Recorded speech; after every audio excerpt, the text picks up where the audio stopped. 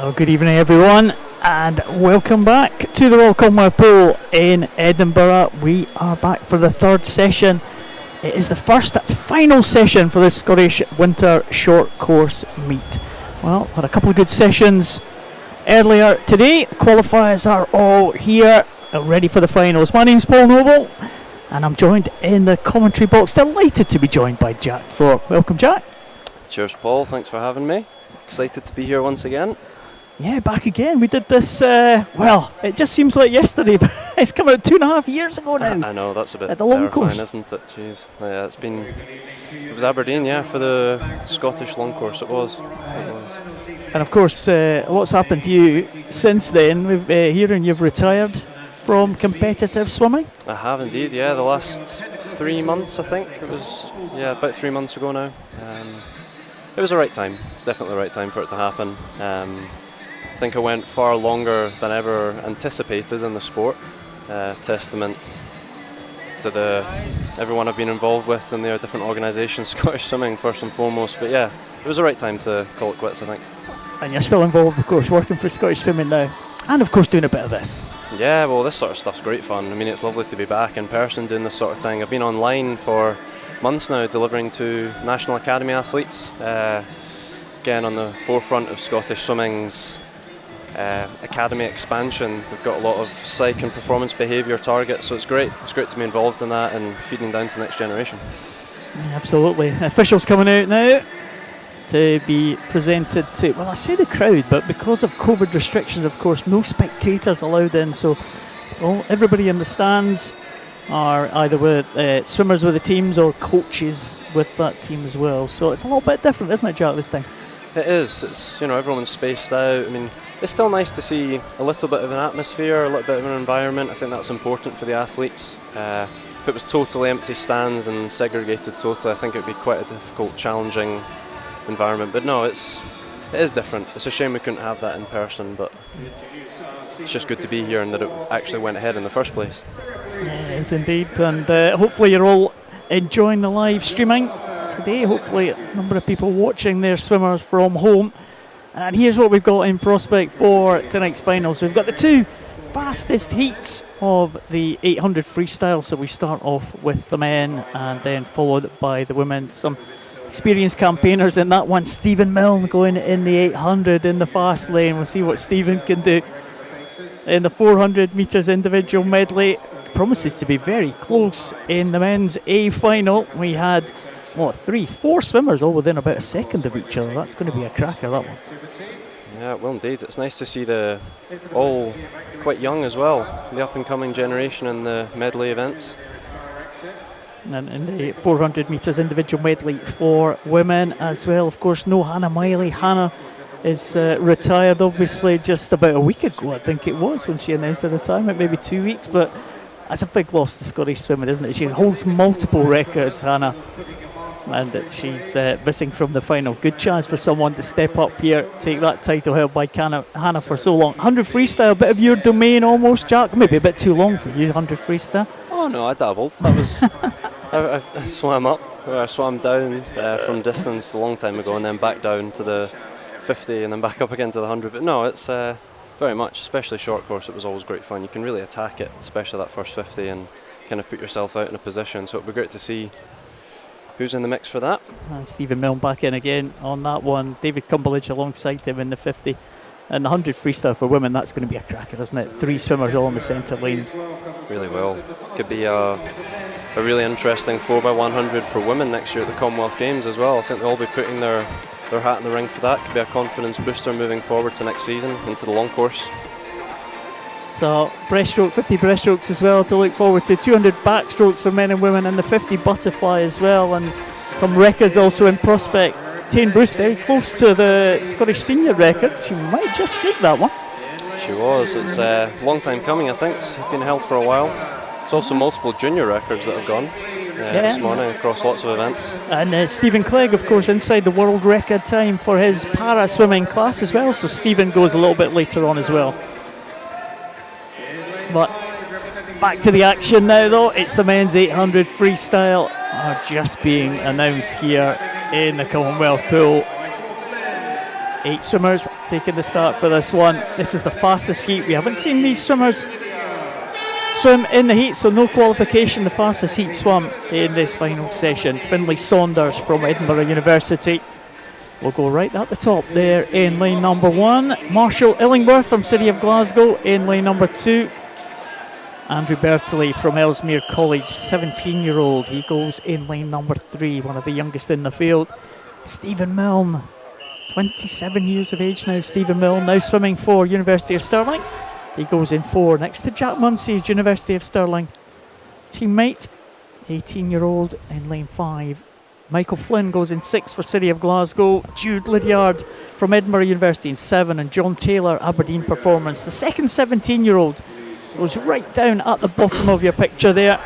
And he goes in lane number 8. But Stephen Milne into an early lead, Jack. It always amazes me with Stephen. Even short course, he absolutely attacks every single wall. It's a testament to the athlete that he is and the experience that he has. He doesn't waste any time. I mean, look at the rotation speed there. Even first 50 metres of an 800, it's these little margins across the distance of the 800 that really make the difference, and it's how you separate the experience from the not so much. Yeah, Stephen Milne. Well, you see the lane markers there, 29 lengths to go of the short course pool. Jack Munsey following him in lane number 5. Stephen, well, of course I remember Stephen trying to qualify for the Commonwealth Games back in 2014. It was pretty much the 1500 was his speciality back in those days. It was. He's come from 1500 and the 400. He had a spectacular heat. I remember watching it in person on poolside in 2014, and he's gone all sorts in between. In 2016 in Rio, silver medalist in the 200 freestyle, leading off for that team, and now he's still dabbling in the more longer events, and he's also swimming relays in the 100. He's an extremely versatile freestyler across the board. Yeah, he had a good 100 freestyle this morning as well. Should be a good contest between him and David Cumberledge a little bit later on in that 100. But right now, Stephen Milne going away from Jack Munsey in these early stages. And of course, Stephen, of course, an integral part of that 4x200 GB team, Scottish team and GB team, in the kind of, I say the glory years. We're in the glory years really for that team, aren't we? But he was kind of almost at the forefront of it when it started. They started really to compete on the world stage. He really was. He was part of that group that really broke through onto the international stage. I think it was Robbie Rennick and Jack Scott back in the day. I think he was kind of involved in that era, and I think it was the 2015-16 season they really broke through, and it's been on leaps and bounds since then. But yeah, he really did lay it out, and leading off in the positions he has at the Olympic final. I mean, huge amount of pressure, and he's always coped well with it, and how he's managed himself and conducts himself. He's, a great role model and testament to Scottish swimming. Yeah, he always, I don't know Stephen that well. He always seems a pretty laid-back character, though. Yes, he's extremely laid back, and speaking of laid back, it always makes me think in 800, when you bring in the arms and the legs, the balance there. If you look at Jack Munsey at the back, it's that kind of relaxed kick. How many kicks you do off the wall, it's always that balance. And if you look at Stephen, maybe not so much, reserving the legs a little bit more. It's knowing when to kind of start to kick on a little bit more and how to reserve yourself. Such a war of attrition in the 800, very much, particularly short course, a lot of walls. Yeah, turns very important in the 800 freestyle short course, definitely. And Stephen Milne, he's got that lead, but Jack Munsey is there or thereabouts, isn't he? He's not letting Stephen Milne get away. If he can hold on, if he can hold on to his feet there, he'll be putting himself in a decent enough position to kind of come through into the second half. But there's still a long way to go. Of course, both started in Perth. They've been teammates I'm sure they would have been teammates at some point. Stephen was with Perth for a long time, wasn't he? He's only relatively recently moved. Yeah, I think it's to University of Stirling. 18 months or so since it might not even be that. But yeah, it was a very long time with Anne at Perth.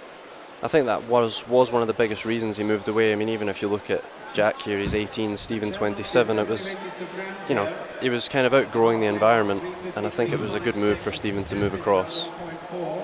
Well, talking about moves, Jack Munsey beginning to make a move on Stephen Milne here. Definitely closing. Yeah, he's picked up the kick a little bit more. Stephen Milne's pace just dropping very slightly there from the previous hundreds, and that's maybe given Jack Munsey a little bit of a glimmer of hope here against his more experienced teammate. Yeah, you can see him moving across the lane line there. Tactical play there by Jack.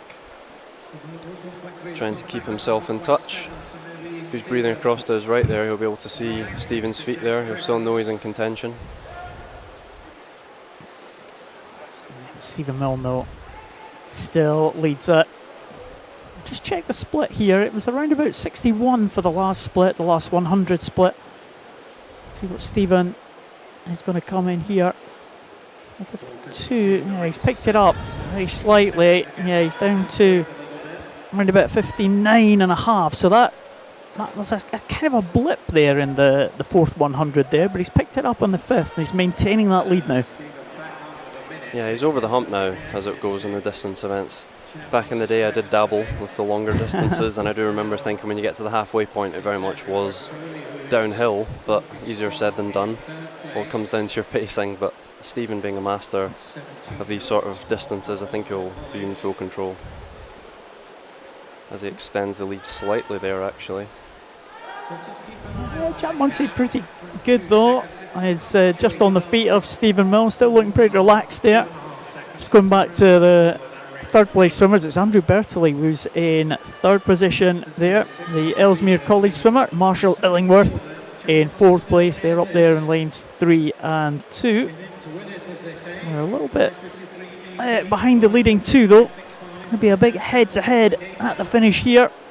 5:53.88 for Stephen. It's just about on the 1 minute mark now, and he's maintaining the lead. He's maintaining the lead, Stephen Milne. I think he's still got this one in control, but Jack Munsey not out of this by any means. Yeah, well, Jack will be breathing away from Stephen in that last length there, so I think if he's going to be making a move, it will be in the last 100, the last 50 as he comes off the wall. But if he lets Stephen go away any more than he has, he'll be putting himself in quite a tough position. And Stephen, with his bilateral breathing, can actually breathe to both sides throughout the length. Quite tactical advantage there in a distance event, being able to do that. Yeah, the experience of Stephen Milne will know when he's under pressure as well, be able to pick it up. So coming down to the 700 mark there. Stephen Milne kind of maintaining that early lead that he's had almost all the way through. 6:54. 2. Just about 1 minute there for Stephen Milne, and the gap. Jack Munsey's round about 2 seconds now. It's going to be very tough for Jack Munsey to come back here in this last 100. That will, and like we said, Stephen's got the range from 50 actually all the way up, so I think if he puts his legs in this last 50, if he so desires, he'll be able to pull away. But a great effort from Jack Munsey nonetheless. And they take the belt now. Stephen Milne, 7:25.30 at that. With 50 to go, 7:28.09 for Jack Munsey. And there goes Stephen Milne, just stretching out ahead of Jack Munsey now. Yeah, he's gone to the feet a little bit more. Rate slightly increased in the arms. Jack's actually looking a little bit tired now, but he'll be holding on for second place. Yeah, clear in second place for Jack Munsey. But here's Stephen Milne showing his class, showing his quality here. Coming through in 7:53.71. It's Jack Munsey going to get under the 8 minute mark. He certainly is. 7:57.93 for Jack Munsey, and he will be delighted with that one under the 8 minute mark. Certainly is, and looking at his entry time, it's 8:10.8. I mean, that's a huge margin to be dropping. If that is in and around his personal best, that 8:10, it's a big drop. In third position, it was Andrew Bertolli, 8:08.88 for him. Another big drop in the entry times as well. Marshall Illingworth, 8:15.90. And again, another big drop. These top four swimmers really slashed the time. Yeah, a good 5-6 seconds at least across the board. That was a great show. Standard has been set for races to come.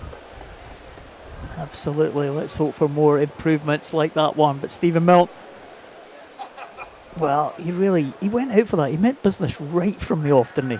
It just impresses me, Stephen's tenacity. He just, like I said, the very first turn, commanding position, and onwards he goes. Take note, younger swimmers. The walls, the importance, even in the 800s. Stephen Milne confirmed there as champion here at the Scottish Winter Short Course Meet. 7:53.71 ahead of Jack Munsey and ahead of Andrew Bertoli. There'll be no medal presentations tonight. The swimmers have to collect their medals, so there will be medals for the top 3, but no presentations for that will be taking place during this session. So well-earned medals will have to be picked up. As we move on to the women's race. Again, it's the fastest entry times making their way out onto poolside for this 800 freestyle.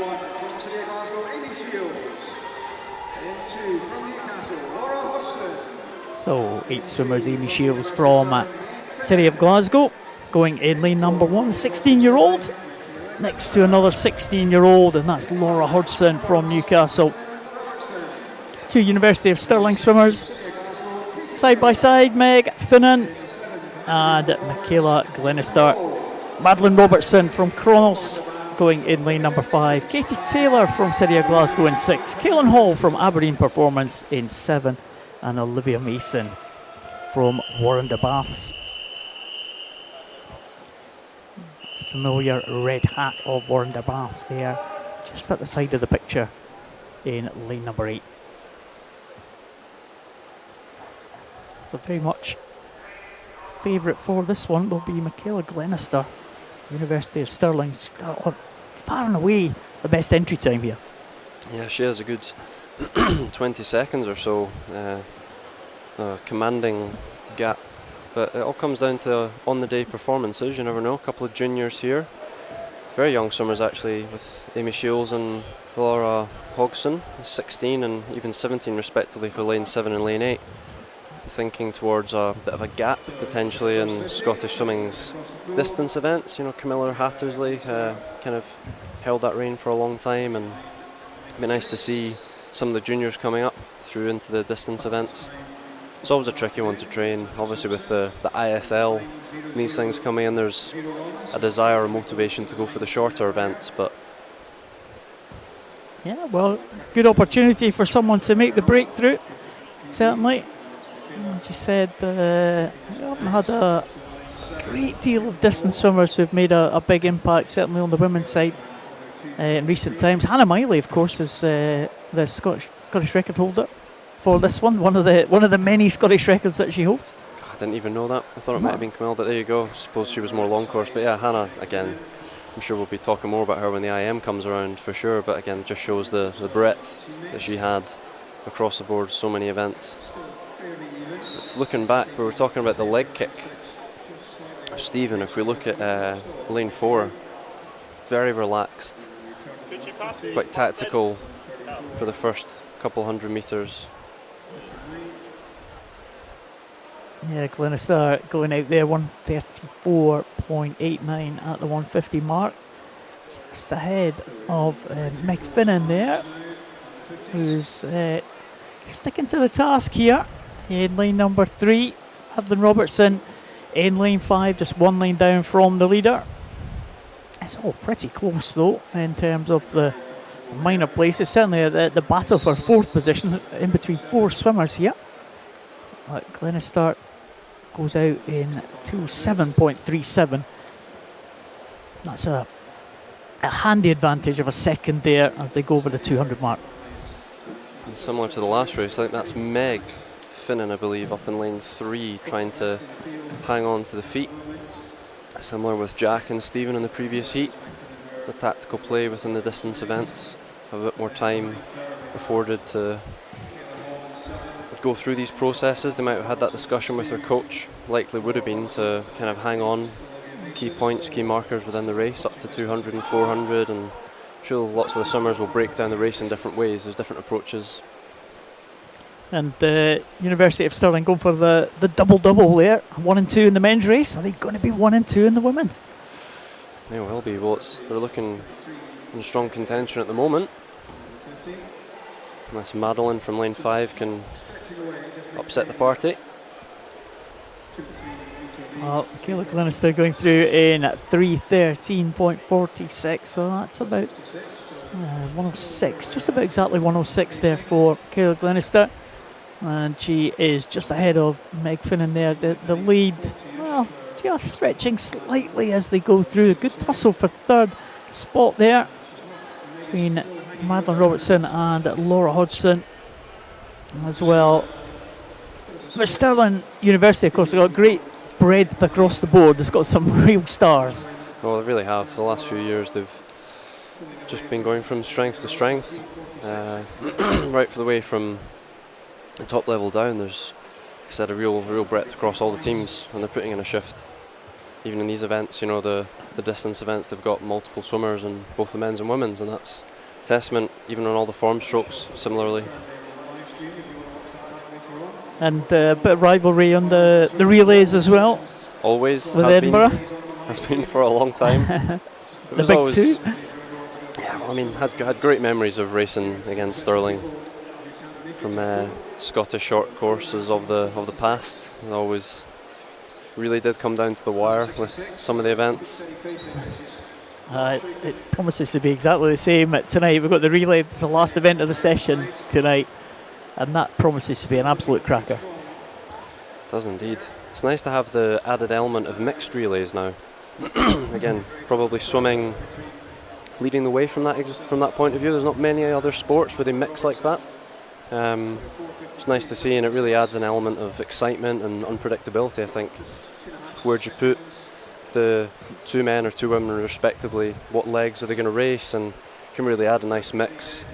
Yeah, I mean, Great Britain very successful, of course, in the Olympic Games, and Scotland well represented there with Kathleen Dawson. They were indeed. They put a gold medal. Fife's own Kathleen Dawson. We're claiming her in Fife. Yeah, too right. I mean, she's had a phenomenal season last year, and even this year. I think she's minor injury at the moment, I think.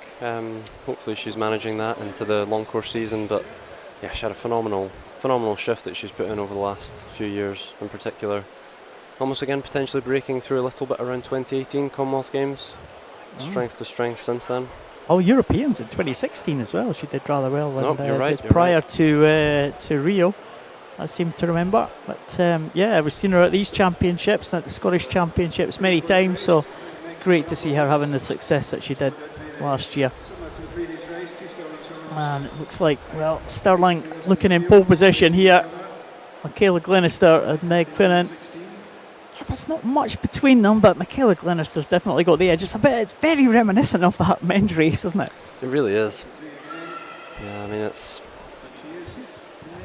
some of the events are more closely contested, but again, I think there's maybe, like we said, a bit of a gap in the distance events that I think maybe some younger swimmers can be pushing up through into, but it's good to have these role models in the pool and leading the way and kind of striving for those performances, and it'll bring the juniors up with them.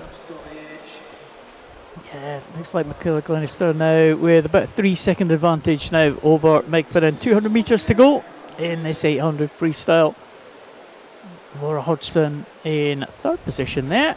She just picked up into third spot, Laura Hodgson. Don't think she's going to challenge Meg Finnan, but there's still a little bit way to go. 150 to go as they reach this turn down at the bottom end. So Meg Finnan's just got to watch her back a little bit here. She's been chasing. She's had their eyes on Michaela Glenister. She probably won't have noticed Laura Hodgson sneaking up there, closing the gap. Yeah, she looks strong as well. Long stroke, again, leg kick and control. Yeah, it's all getting a little bit stretched out there as they come down to the 700 mark. Just so we say that, I think it looks like Meg Finnan's closing a little bit there on Michaela Glenister, just so we thought that Laura Hodgson was closing on her. It is actually, yeah, you're right. Picking up a little bit again, the legs come into it at this point. Is how well have you hung on? How tactical have you been? Again, these distance events, a bit of a war of attrition. If you can really come back strong, it can really turn the tide by a few seconds in the last 100. It can be the difference between a third or a second, or being in the medals or not. Yeah, it looks like as they approach the bell, looks like the middle positions are all sewn up here for the top three. I think the gap is too big between them all for anything to change. Glenister 3 seconds ahead of Finnan. It's about a 4-second advantage that Finnan now has over Laura Hodgson. And Hodgson has about a 4-second advantage over Madeline Robertson. So everything getting a little bit stretched out here as they went through the race, but again, dominating from the front. It has been Michaela Glenister from the University of Stirling, and she will come in to win in 8:44.59. Good swim from Michaela Glenister to take that one. It's a nice drop from Meg Finnan there. Yeah, 8:48.06. That's 5-second drop there. Laura Hodgson also 8:52. Another good drop from her. But really well within the capabilities of Glenister there. She was comfortable at the front, and again, we said it, very, very similar to Stephen Mills' swim in the first final tonight. Yeah, set the tone from the start. It is, I mean, a lot of swimmers across the board, across events, if you really set a commanding lead from the beginning, particularly short course, it can be hard to make up the difference in the second half of the race. Obviously that's amplified as the distance gets shorter, but rightfully so. Within the 800s we saw commanding lead set from the beginning and held. Yeah, Glenister takes the medal, the gold medal. Meg Finnan in second position, Laura Hodgson in third spot, with Madeline Robertson in fourth. Well, on to the men's 400 metres individual medley.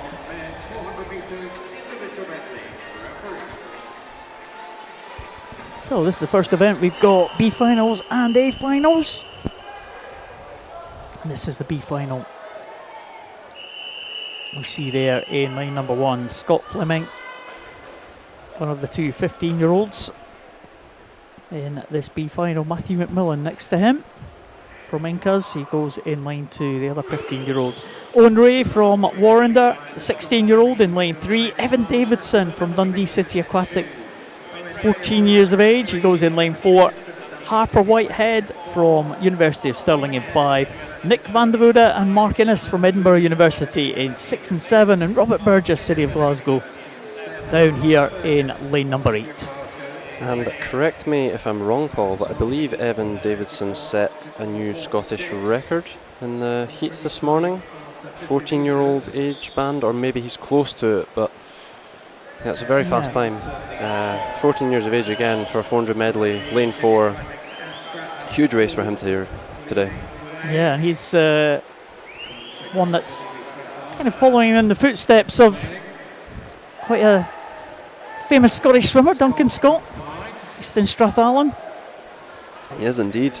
And again, with Duncan at the ISL recently setting some phenomenal times across the board, but again, his 400 medal in particular down at the 400 and 401 consistently across the kind of pre-season or the middle season into the playoffs has been, again, a phenomenal testament to the kind of up-and-coming generation. And if Evans can replicate in any way, he's got a great future ahead of him.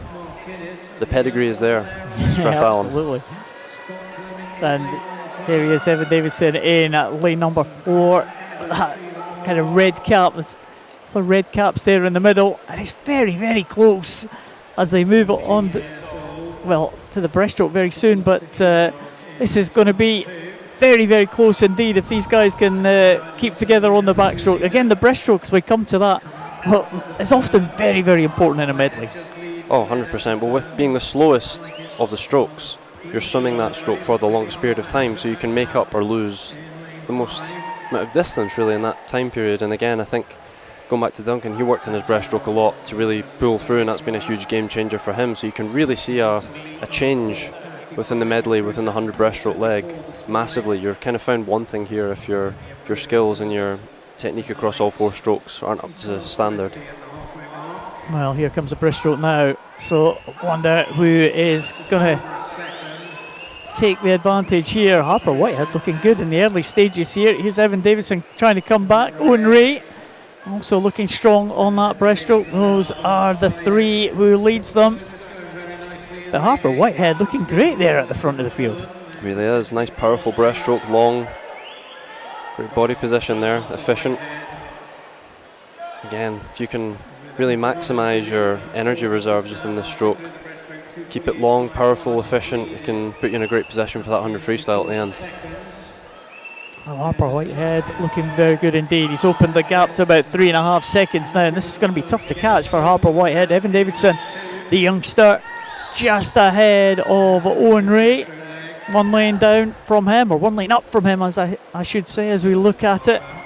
Evan Davidson in lane 4, Owen Ray in lane 3, and Harper Whitehead, well, I think he's going to lose any of that lead that he had coming into this breaststroke. And of course, he turns first onto the freestyle, while the others are still swimming breaststroke, so that's an advantage to him. Yeah, well, nearly just off 5-second lead there. It's a huge margin with 100 freestyle to go, so I think he'll be likely to be holding on here, but the contest for second and third place still up for grabs. Even outside in lane 2, is that Matthew McMillan giving it a bash? Yeah, Matthew McMillan is renowned for his fast finish. Swimmer for Incas. I wonder if he can get into the mix with the swimmers ahead of him. Harper Whitehead away and clear, very good. It's 4.1 second the advantage as they go into that final 50, so the lead has closed slightly, but it's not going to close enough as Harper Whitehead goes over that final turn. Yeah, I think the final 3 falling into place now. Everyone again looking fairly equal in this freestyle leg. All paced differently, but yeah, held on very well there for Harper. Fantastic time. Yeah, 428.01 for Harper Whitehead. 431.20 for Evan Davidson, the youngster. Again, that's an improvement. That is, and I on believe his time. Right. Another age group record for Evan Davidson. So it was set in the morning at 34, and he's now dropped again to 31. Huge improvement. Yeah, good spot there. Good spot, Jack. Oh, cheers. I would have loved to be able to drop. Would love to have been able to drop that much. Oh, I know, yeah.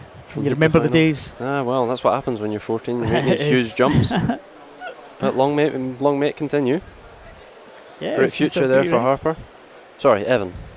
Evan, yeah. My apologies. Big future for Harper, I suppose, as well. He's swum very well there. University of Stirling again are dominating. Is anyone else going to win a race here?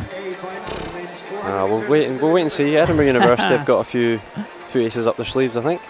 We'll see. We'll get to that. Of course, I'm biased.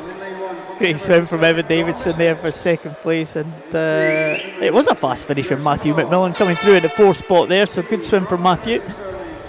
And here is the A final, the fastest swimmers from the heats this morning. Dom Bissett from University of Stirling in 1, Igor Suvalov from Edinburgh University in 2, Tony Joe Tretover from University of Stirling in 3, Evan Jones from Millfield in 4, Pierce Greening and Angus Allison, they go in 5 and 6, both University of Stirling, and 2 from Aberdeen Performance in the outside lanes here. Tom Robinson and Jamie Ferguson in 7 and 8.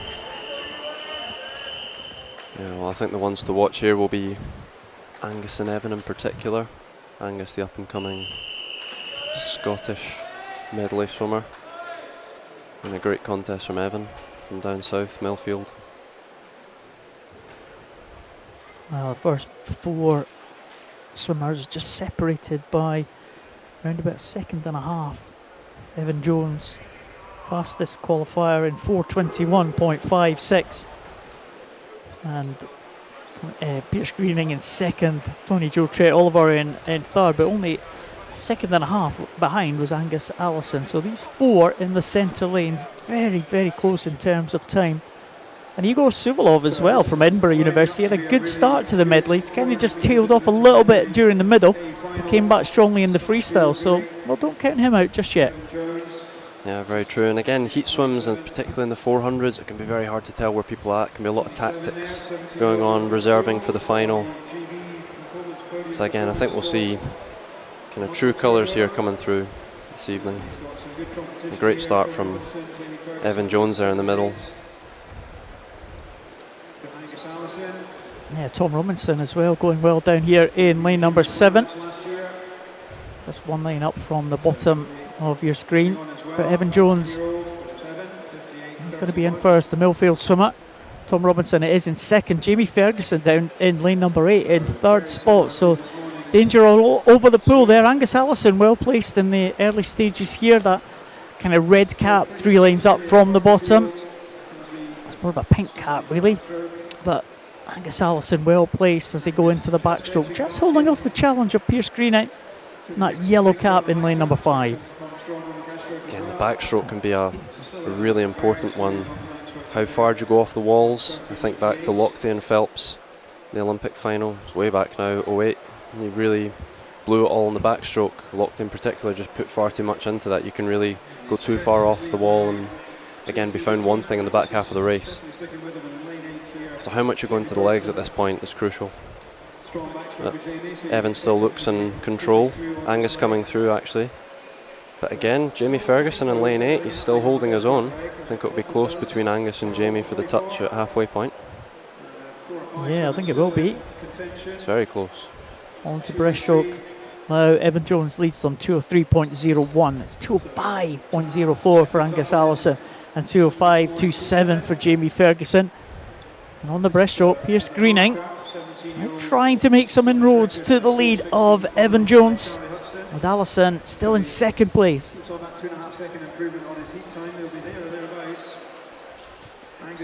Again, Pierce coming through.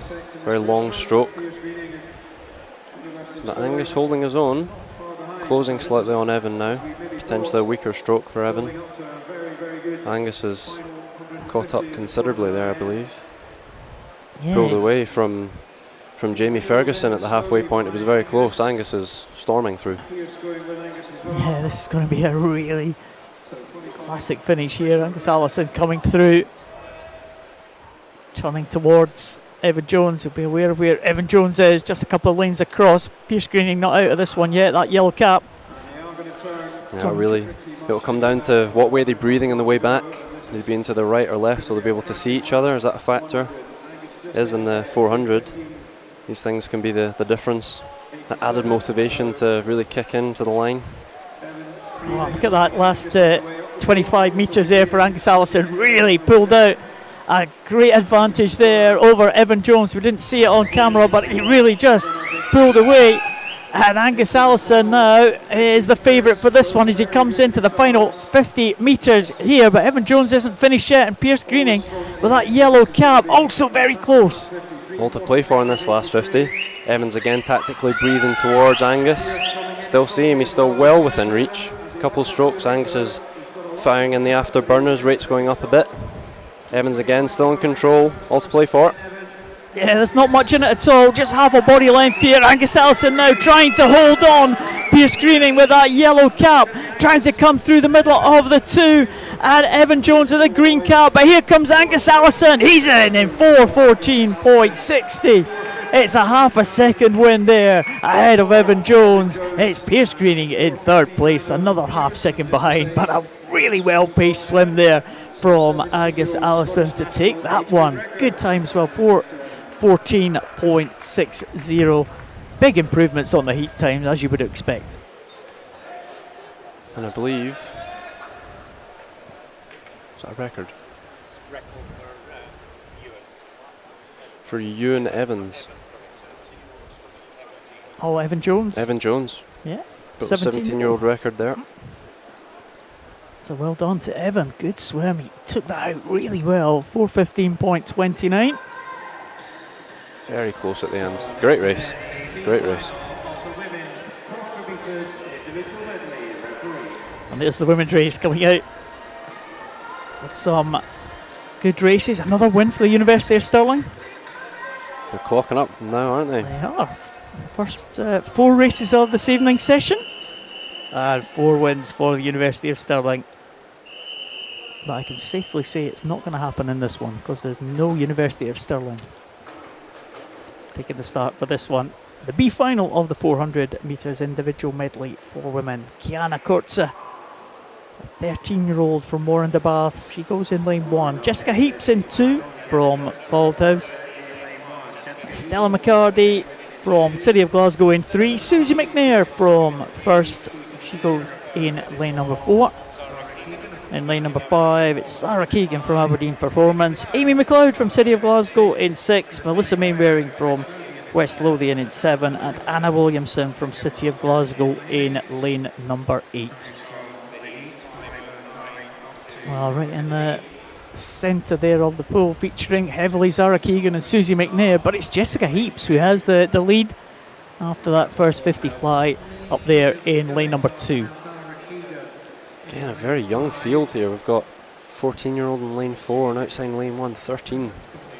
It's great to see who are going to be the up-and-coming prospects to fill the shoes of Hannah Miley, alongside Katie Shanahan, of course, who was out at ISL recently. Shame not to see her in this event, but I think she might be in. Is she here? Is she involved in relays later potentially? Yeah, she did a couple of events this morning. Probably not the ones that were considered to be her kind of favourite events. So she's maybe just having a go at some of her second string events, if you like. Again, I mean, a testament to Hannah Miley, the role model she's been in this event for so long. In particular, we talked about the depth and the breadth that she has across the board, but this really was her blue ribbon. Yeah, of course, the 3 Olympic Games for Hannah Miley. You can't argue with that record. Multiple medals on the world stage. And just retired recently, as we said earlier, but whatever she decides to do, what a great role model that she's going to be for the swimmers in Scotland, just showing what it can be done. And, you know, it just shows you Hannah Miley is proof that you don't have to be a giant to be successful at swimming, because Hannah Miley was quite a kind of a slight figure, but so strong, so good technique, such a fighter. Yeah, I mean, that really just shows, in swimming in particular, you can be all shapes and sizes. There's an event, it's so broad, there's so much opportunity within the sport, particularly now, like we talked about the mixed events as well. There's really something for everyone, and it's, again, a great thing for the longevity of the sport. You don't need to be peaking really young. There's opportunities, even now within the ISL and similar events being put on, really increasing the longitude of the sport and the athletes involved. So really, for the youngsters in this race, you should be focusing on the technique, the skills, the walls, the transitions from the back to the breast. Really key things to take forward in their development. Well, Jessica Heaps was leading from the early stages. She's still leading up there in lane number 2 from Fauldhouse, a 15-year-old. And in the centre of the pool, well, it's Susie McNair and Zara Keegan as well, also going well.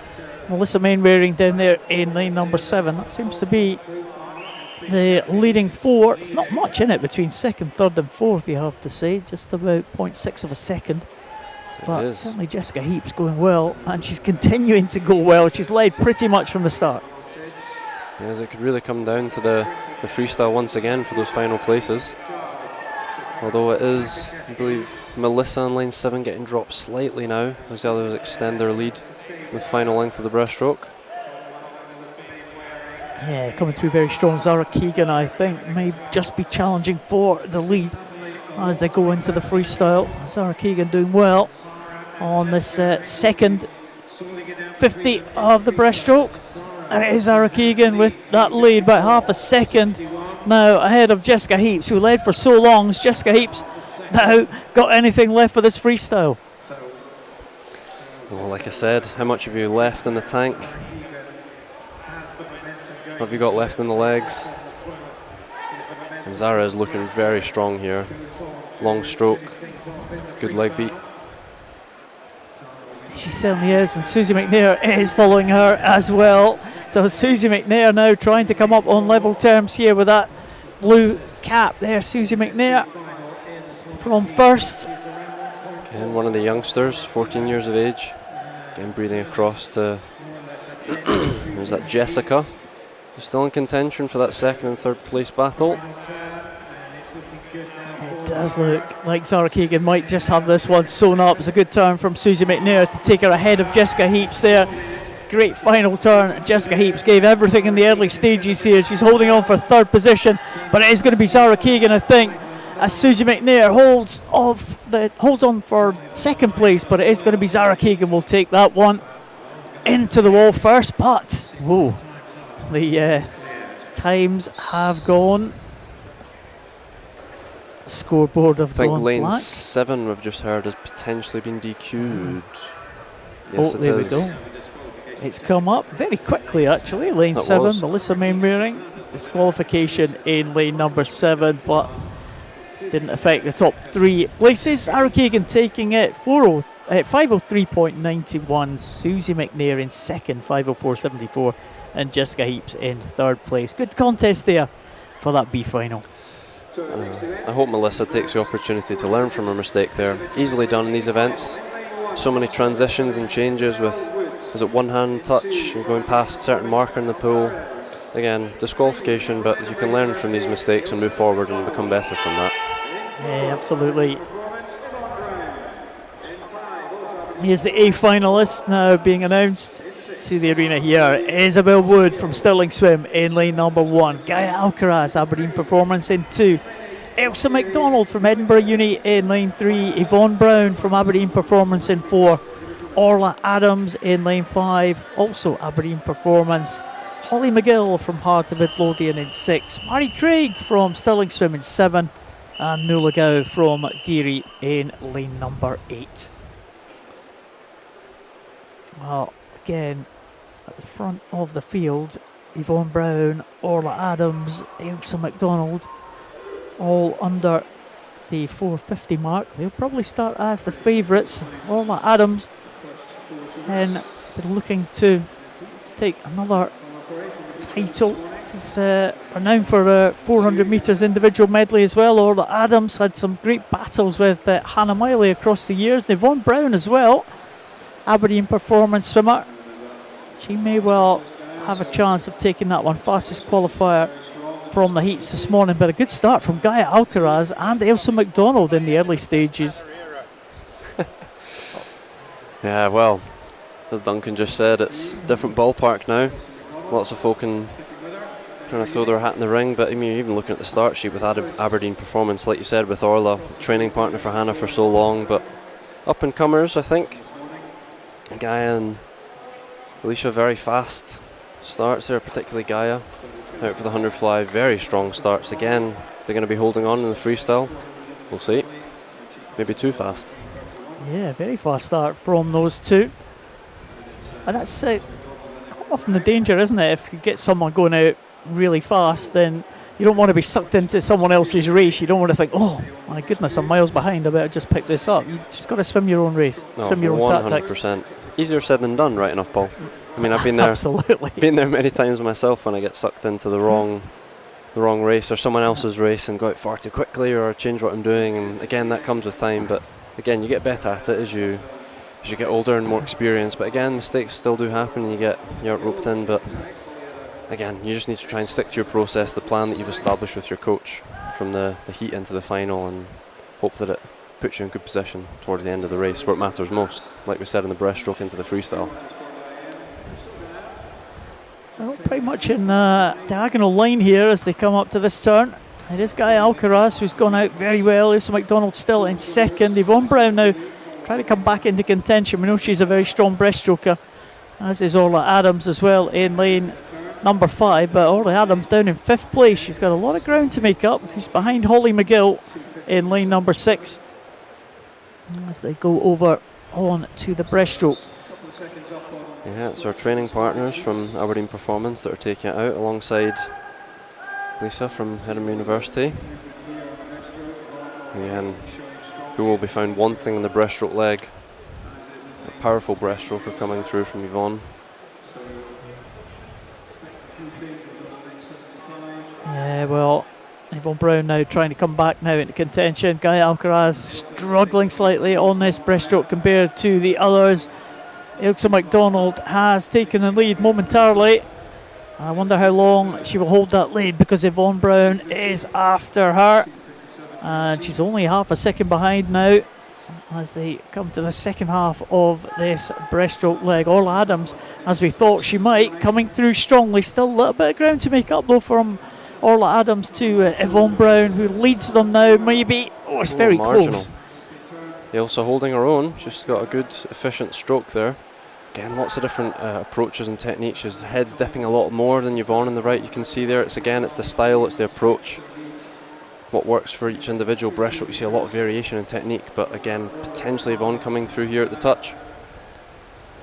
Yeah, just there, by about half a second there. Yvonne Brown just takes the touch over Elsa McDonald, but McDonald has had a very good swim. I wonder if she can pose a challenge here.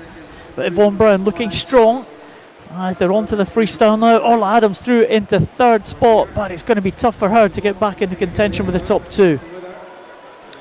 Well, likely holding off her teammate outside from Gaia will be best case, but you never know. She's closing still. And Alicia. Yvonne streaking away actually now. Leg kicks increased significantly. Breathing across to Alicia. Bilateral actually, again. Potentially tactics. And Yvonne Brown now coming over in that final turn. And it's been a good performance here. He wasn't sucked into the swimmers who went away fast on the butterfly and led into the backstroke. She swam her own race, the second half of the race, and it belongs to Yvonne Brown, and she takes it in 4:41.43. Another good swim from Yvonne Brown. 5-second improvement on the heats, but can't read too much into that because it was a fairly comfortable qualification for Yvonne Brown. But nevertheless, great swim in that final. Ailsa McDonald in second place. You'll be happy with that swim. And Orla Adams in third. She will indeed, and Orla again. Experience coming through at the end there. It's quite far down after the flying backstroke, but again stayed in control and came through when it mattered most. But again, I think, like you said, Ailsa will be very pleased with that. Yeah, she really challenged there. I thought just going into the freestyle, she might have a chance of just taking that title from Yvonne Brown. But Yvonne Brown takes the A final. She is the champion, ahead of Ailsa McDonald and Orla Adams in third position. Dropping down the distance now. Men's 100 freestyle, and it's the first of the youth finals that we'll see tonight. The youth finals being held for all the 50s and all the 100 events, and the only 200 is the 200 individual medley. Well, a great opportunity for the younger swimmers to come through and mix in with the more experienced. Great exposure, great opportunity. There's Owen Ray. That red cap of Warrender going in 1. Lucas Brown, Elgin in 2. Murray Pritchard, Perth City in 3. Cameron Travis from Aberdeen Performance in 4. Evan Davidson from Dundee City Aquatics in 5. Jake Kirkham in 6 from First. Finlay Club from Aberdeen Dolphins in 7. And Callum Peebles, East Lothian in lane number 8, right down closest to us. It's an excellent start from Cameron Travis in the centre lane. Great underwaters actually, great skill there. Breaking out underneath the wave, coming into the wall, really big factor in the 100 and the sprint events. That wake that gets rocked in. Nearly body length up now. Yeah, he is, Cameron Travis. What a good swim this has been so far. 17 years of age, Cameron Travis, entry time, or qualifying time I should say, of 52.21. Is he going to go under that? All to play for second position, but into the wall now. Cameron Travis, 51.17, improved that by over a second from his heat swim, and that's a cracking swim from Cameron Travis. Huge drop. Coming in the centre lane and performing in the final. Love to see it. Great performance. And Evan Davidson back in again, and second place this time. 52.21 for Evan Davidson, improves his heat time by 0.1 of a second. And in third place it was Lucas Brown, who takes the third spot, the Elgin swimmer. And the next race is the B final. So, well, only 6 swimmers taking the start for this B final. Yeah, a couple of people dropped out. Could be again clashes in the schedule potentially. So 3 from University of Stirling in this one, 2 from Aberdeen Performance, 1 from City of Glasgow. Greg Fairbairn in 2, Charlie Poole in 3, Fraser Agnew in 4, Rory McKinnon in 5, Reg Lloyd in 6, and Eddie Watson in 7. Yeah, Fraser Agnew's actually come back to the sport recently. He's training at Edinburgh now, believe it or not. He's still representing Aberdeen, but took a time out. It was great to see him back in and involved. Well, qualified for this final, he tied with Rory McKinnon, 50.59 in the heat, so they'll be close, I'm sure. He's third at the moment. Charlie Poole leads them through the halfway point. Charlie Poole right up there in lane number 3. Is nothing much in it at all. Charlie Poole in the lead, but nothing between the others. Yes, Charlie really went for it in that first 50, putting himself in that position. Now he's going to be holding on with a challenge from the right. And Charlie Poole looks like he might just hold off the challenge here. The other swimmers really coming back in the closing stages, but Charlie Poole, he takes it in 50.08. And in second place, well, I think it's Reg Lloyd there, 50.29 for Lloyd, and Greg Fairburn, 50.43. It was very, very close indeed, but Charlie Poole just held on. It was a good start. He got out quick. 50.08. Will he be disappointed not to go under that 50-second mark? Oh, these barriers are a mind game. I think he will be a little bit disappointed, but he's put in a great effort there, and more to come, I'm sure. And potentially relay lead-offs, or even later in the season or next season. But it's potentially a bit frustrated. But again, big drop and performed well. So swimmers coming out for the A final. This is one that we were looking forward to. Very much so. I think real ones to watch here, of course, David Cumberledge and Stephen Milne. Well, Miles Lapsley goes in 1, Chris Muir in 2, Henry Baker in 3. David Cumberledge, here he is, the English Commonwealth Games medalist, representing Edinburgh University. He's in 4. There's Stephen Milne, already a win under his belt in the 800. He goes in this 100 now. Thomas Carswell under the 50-second mark in qualification. He goes in lane 6.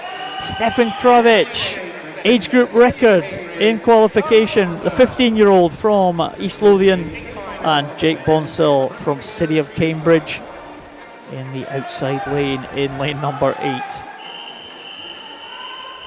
think the tone will be set in this first 50.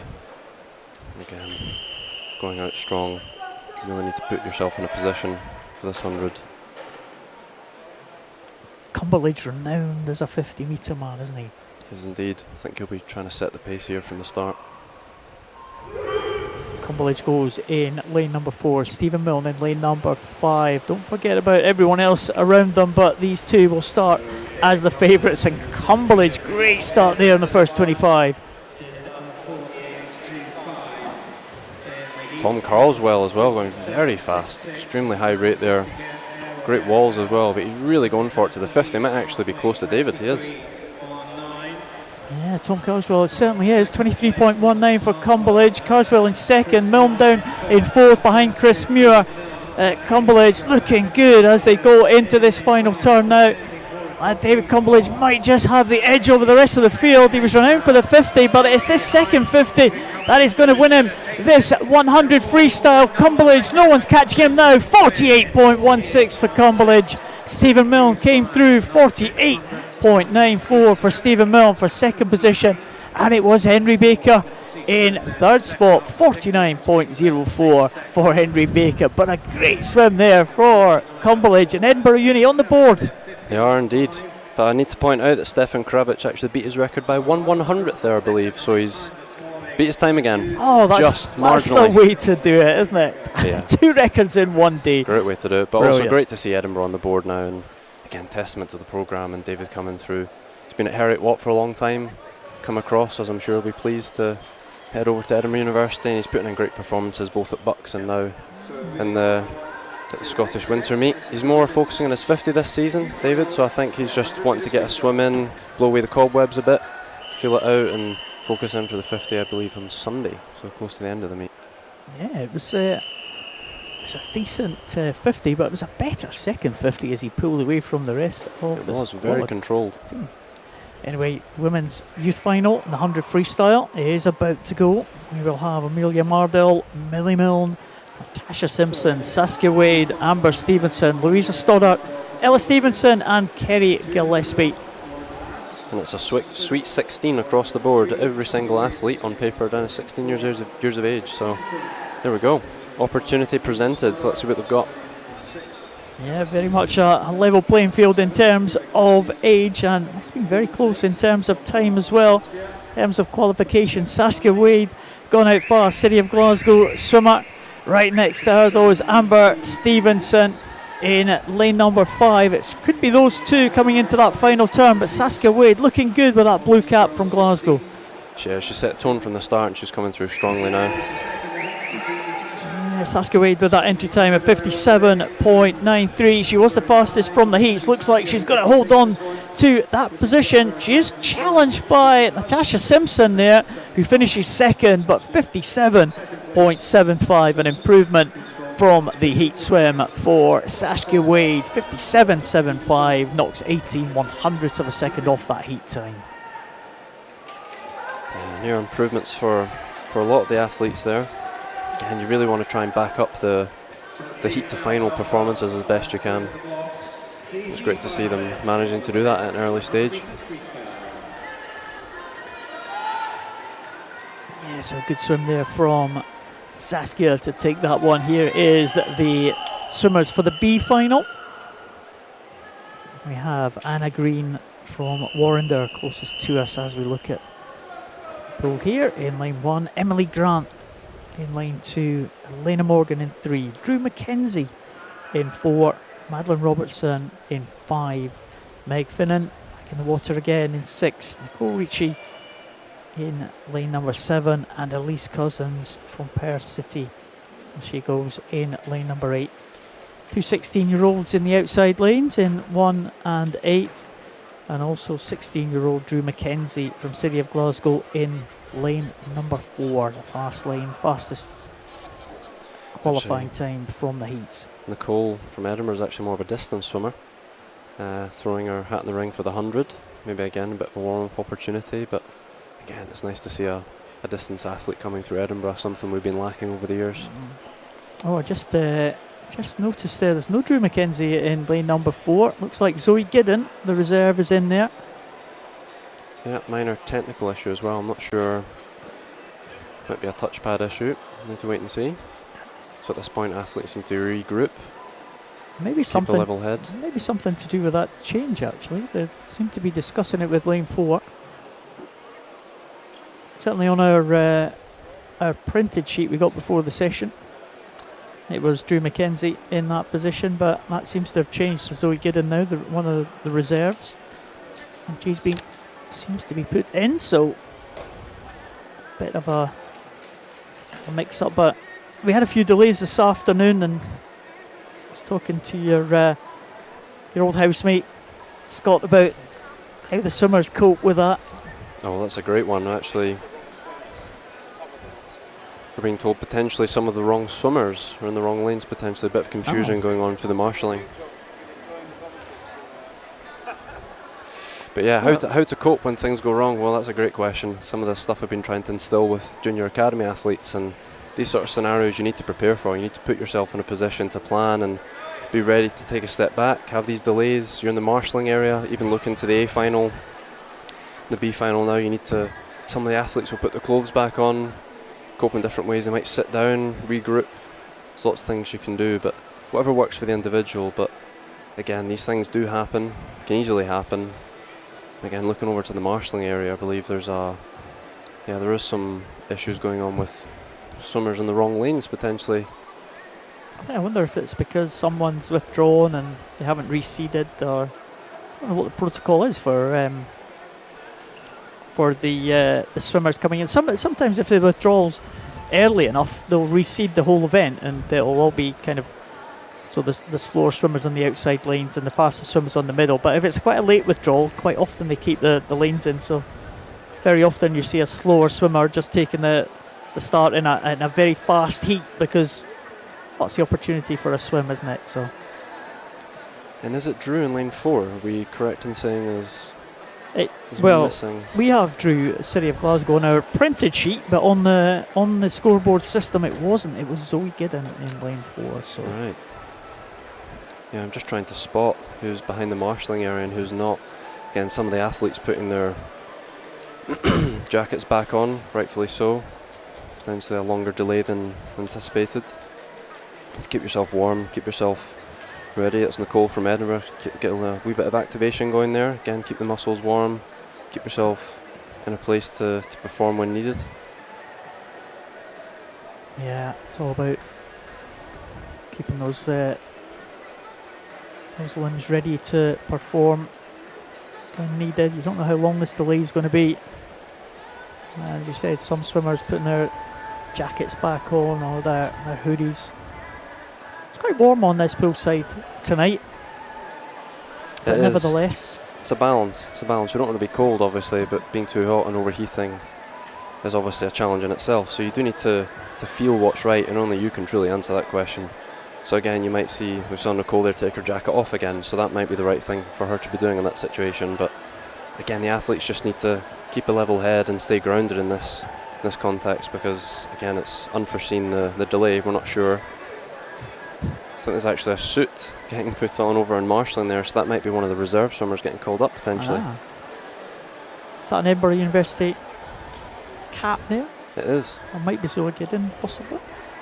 So again, I think one of the head marshals there is approaching the individual. I can't tell who it is exactly, but I think that has been the case. It's it's a surprising withdrawal and last minute reserve swim coming up. It is indeed the Edinburgh swimmer that's moving forward.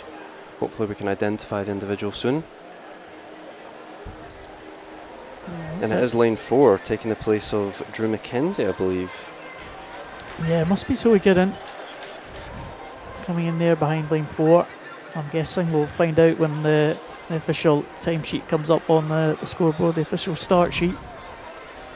Some of the officials down at the opposite end are shrugging their shoulders. They don't know what's going on. Confusion across the board. Yeah. We'll get there.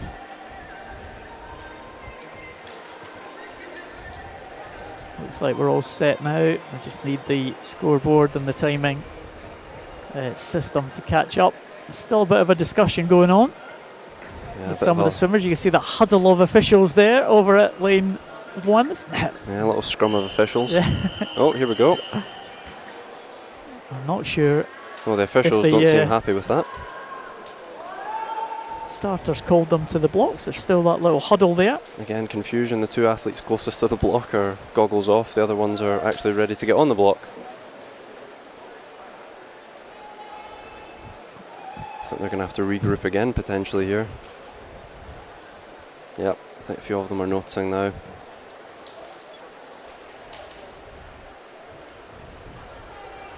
It does happen in swimming competition, so it does. Like Jack, it does. I mean, can't run smoothly all the time. These things happen. You like it too, but no, best will in the world.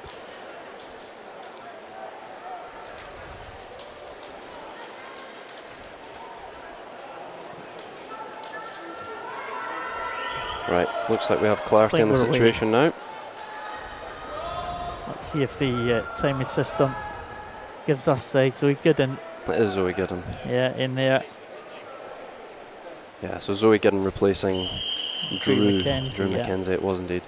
So, I wonder if Zoe Giddon can step up to the challenge here. A couple of seconds slower than Drew Mackenzie in qualification. Good opportunity here. Second swim from Zoe Giddon, the reserve. Again, hard in the middle lane. She's going to be put under a lot of pressure here. Just needs to try and hold her own, hook onto that lane line. Oh, she's doing well. Zoe Giddon in the early stages here. Full lineup again. Anna Green, Emily Grant, Elena Morgan, Zoe Giddon, Madeline Robertson, Meg Finnan, Nicole Ricci, and Elise Cousins. Potentially Emily Grant up in lane 2 has the touch. Oh no, it's going to be close. Oh, Nicole. It is Emily, followed by Nicole, followed by Eleanor Morgan.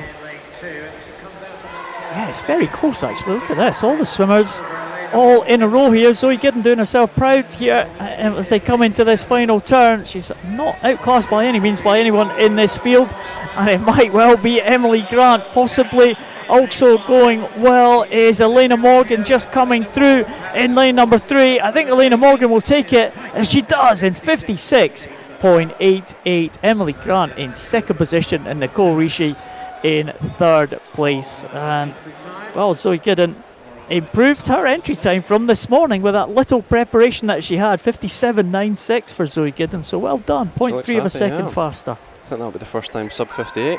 Great job, handled that well. Sometimes the adrenaline is what you need in these situations to push you over the edge. Here we go, A final. This is is again looking to be a great contest. Yeah, the three swimmers. So we have Drew McKenzie in lane 7 in this race now, replacing Lucy Grieve. That would be correct according to my sheet. Yeah, I think so. So Drew McKenzie obviously been promoted to the A final, so a withdrawal from the A final, and we have Drew McKenzie promoted. He was due to swim in that B final, promoted to the A final now. So Yasmin Perry goes in 1, Katie Robertson in 2, Emma Russell in 3. She will be in contention for this one. Tame Bruce in lane number 4 for Edinburgh University. Lucy Hope, the Scottish record holder, in lane number 5. Katie Goodburn in 6. It will be Drew McKenzie in 7. And Katie Shanahan, one of the rising stars, goes in lane number 8. We've got a few speed merchants here in the first 50. I think the tone will be set. Could be the makings of the women's 4x1 freestyle here for the Commonwealth Games next year as well, so all to play for. Well, it was a good swim from Tame Bruce this morning. It was a good swim from Emma Russell. It was a good swim from Lucy Hope. They were all in different heats this morning. They're coming together tonight in this final. Well, very, very close there at the turn there. Tame Bruce was the fastest qualifier in lane number 4, but she is being headed by Lucy Hope down that first 25 as they go to the first 50, and it could well be Lucy Hope just with that edge. It is both out fast to feet there, I believe, much faster than they were this morning as well. Tane's still hanging on there, over onto the lane line. I think that's Katie Goodburn as well, trying to hook onto Lucy's wave as well.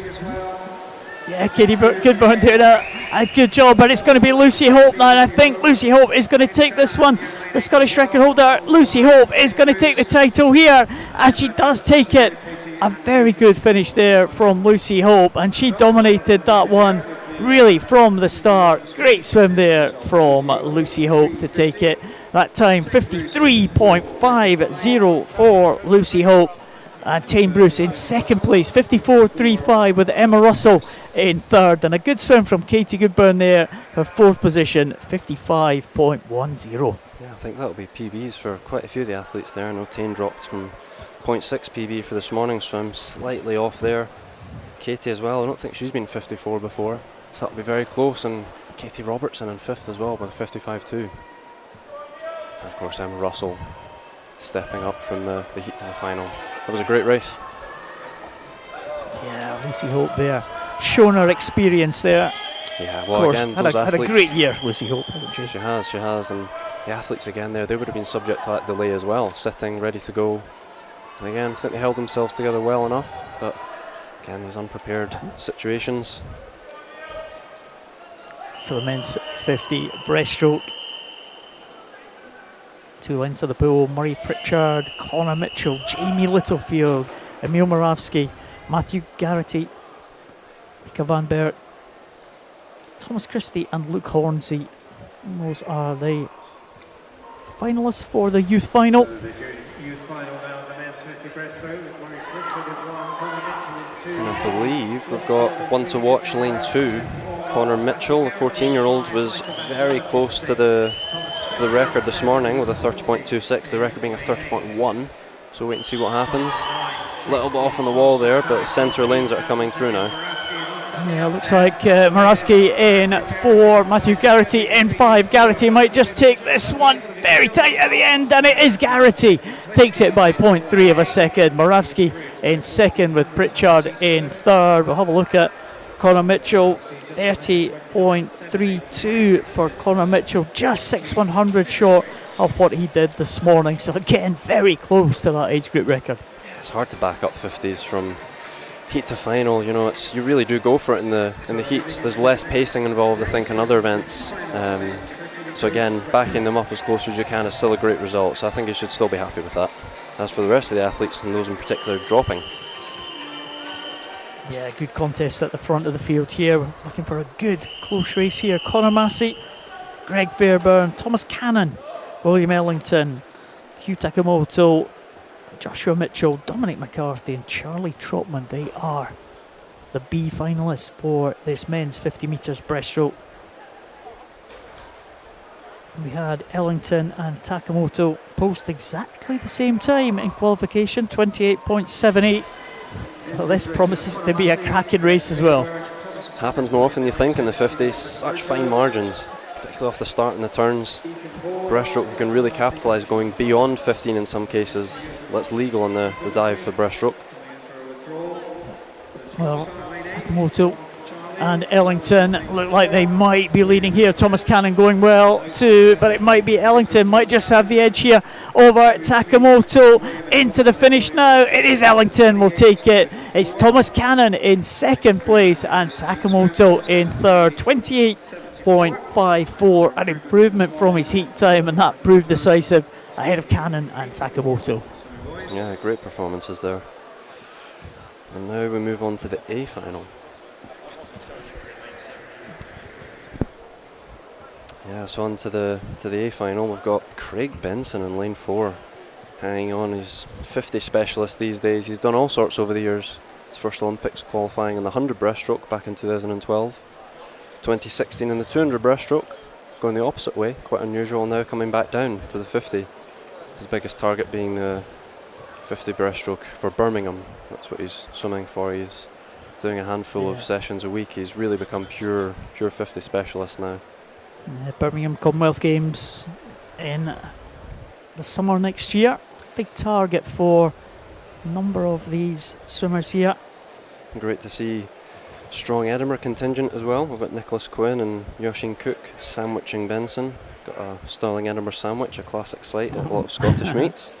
Then Ross Young as well. Is the Edinburgh guy is going to challenge Craig Benson here? He looked very good, Benson, didn't he? He did. I mean, he's 50 specialist now, and Yoshine Cook and Nicholas Quinn and Ross are actually more 100 and 200 guys in particular, so I think they'll be doing well to hang on to his coattails. But again, opportunity. There's an Edinburgh record here up for grabs that I actually hold, believe it or not, in the 50 breaststroke. 50 breaststroke, wow. Yeah, of all things. So Yoshine, he told me a couple of days ago he was going to go for it, so here we go. 27.16, I believe, is the time he's got to go for. So 27.16, that's fast. It would be a fair jump for him, I think. But we'll see. He's a young lad. He's tenacious. He's the right character, so he could go for it. And again, heat at the moment, hang on to Benson, depending. He's been a 26 this morning, so there's his target. Yeah. It's an impressive time, Jack. Yeah, well, I mean, back when I could throw down a bit of twitch, it was around the year of the 50 freestyle, Scottish record days, and yeah, it was a bit of a fun event for me, pressureless. It was more the start and the turn that I got away with.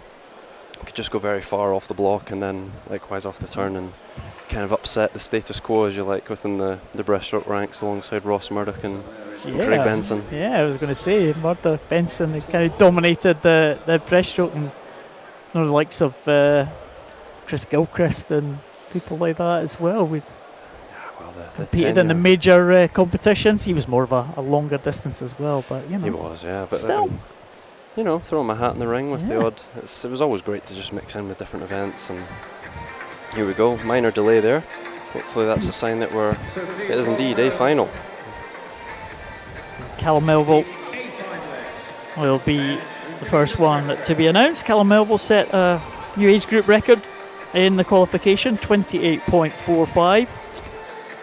A 15-year-old record, so he'll be going to try and challenge that one again tonight. Youssef Batu, the city of Glasgow, right next to him.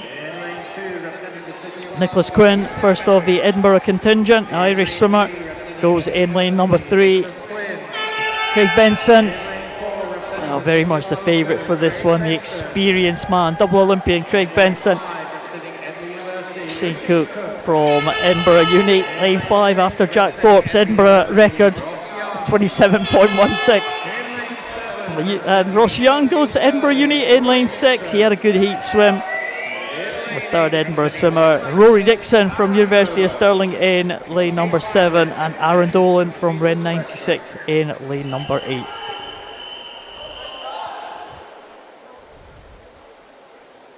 Craig Benson, I have to say, looked really good in the qualification this morning. He wasn't really pressed though. He wasn't in the same heat as the two Irish guys from Edinburgh University.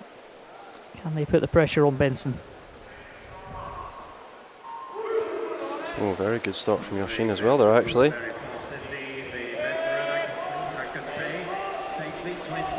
Well, Benson maybe just with the edge as they come into this turn.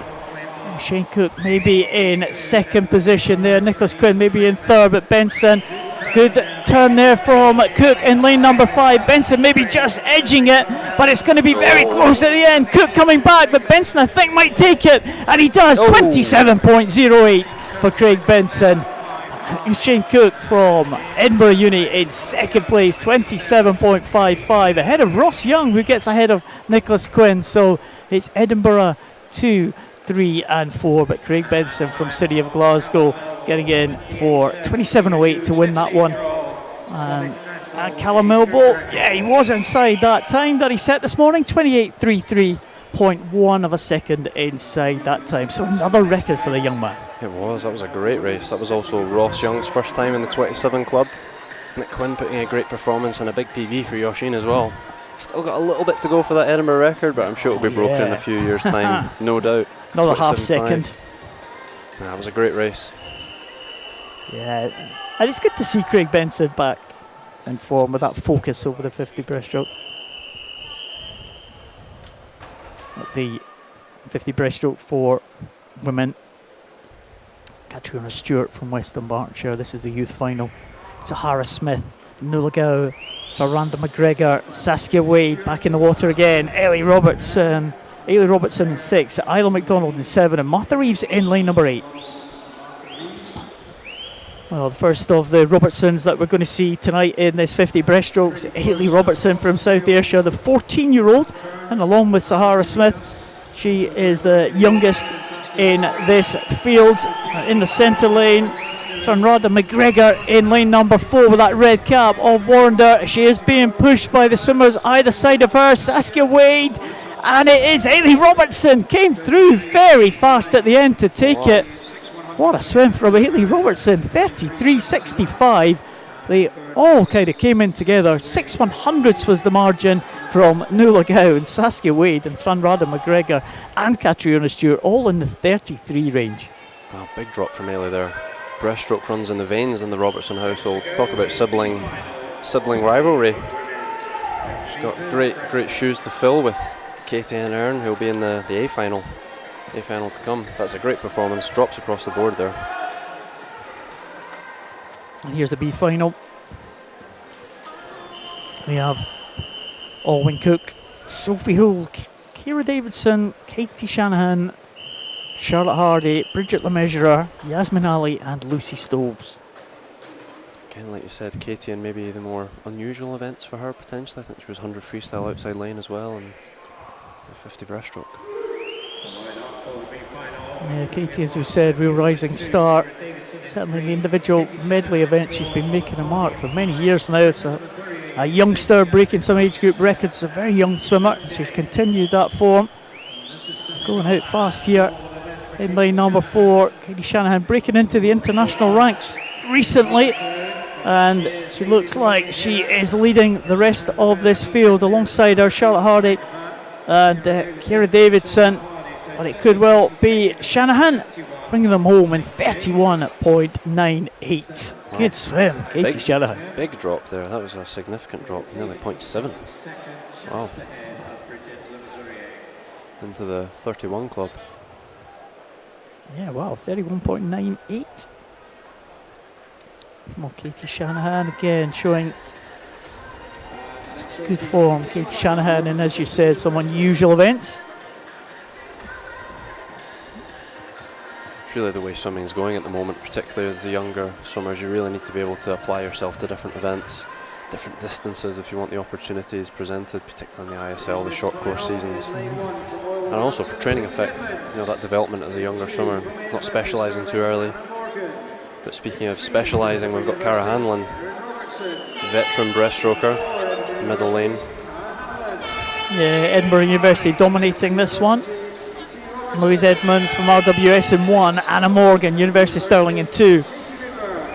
Quartet of Edinburgh University swimmers in 3, 4, 5 and 6 is Erin Robertson, Cara Hanlon, Katie Robertson and Katie Goodburn, with Amy Watson from Inverclyde in 7 and Vicky Russell from University of Stirling in lane number 8. Yeah, great to see Edinburgh's breaststroke history still holding strong. Got a great track record of breaststroke, both men and women at Edinburgh. And again, the Robertson sisters head to head. Yeah, Cara Hanlon was very much faster than anyone else, by around about 0.4 of a second. She'll be the favourite there in that middle lane. It was a good start from Katie Robertson, though, in lane number 5. Erin Robertson in lane number 3, and the Robertsons on either side of Cara Hanlon. And Hanlon just about holding on in the middle. Very good turn there from Katie Robertson in lane number 5. Good burn also there in lane number 6, but I think Hanlon and Katie Robertson might be coming into the finish here. Hanlon might just take it. 30.88 for Cara Hanlon. She will take that one, and she had to improve that time from the heat to take it ahead of Katie Robertson and ahead of Erin Robertson. Wow, yeah, I think that was a big drop for Katie there as well. Great start and great turn. She's a real technician around the walls, and Cara coming through so strongly. Great swimmer, breaststroke swimmer, and Erin again, great result. I think she got a little bit stuck on the start there, and Katie Goodburn backing up from the 100 freestyle a few events prior, I should say. Finally, Edinburgh getting some more scores on the board. They are. At long last. We should have kept a tally. It was easy. It was easy to keep track of the Stirling ones early on. I think we'll lose count with the Edinburgh lot. Or not, I think. I'm joking. Always the optimist. Of course. No, that's Glass half full. Some good chances to come, of course, but in this men's 200 backstroke B final, it's not going to be Edinburgh this time, because this is going to be University of Stirling. Well, it certainly ahead will. of City of Glasgow. Tell you what, backstroke absolutely terrified me as a swimmer. Had that same conversation with Scott this afternoon. I'm not surprised. My old coach used to say I looked like I was feeding the pigeons in backstroke. Yeah. Arms flailing all over the place, doing nothing much. Yeah, I was just having a conversation with someone when we first started doing video analysis. I always used to think my arms were going round like a windmill, but when I saw myself on video, I was like, oh my goodness, that is so slow, the arm turnover. In my head, I was going at such a rate. I feel like I was doing all right, but people laugh at my backstroke. They think it's. Chris Jones used to say it was a drill for me. Couldn't be counted as a stroke. Yeah. Back attention into the pool, centre lane. Yeah, this is the B final of the men's. Kieran Brickinser going in lane number 1, Stuart Crawford in 2. They were Aberdeen Dolphins and Glasgow University respectively, but then it's 3 University of Stirling, Trace Worley, Alex Sargent and Angus Allison, and 3 City of Glasgow, Michael Flynn, Robert Burgess and Angus Johnson. 200 backstroke, fun fact, is one of the highest lactate producing events in swimming.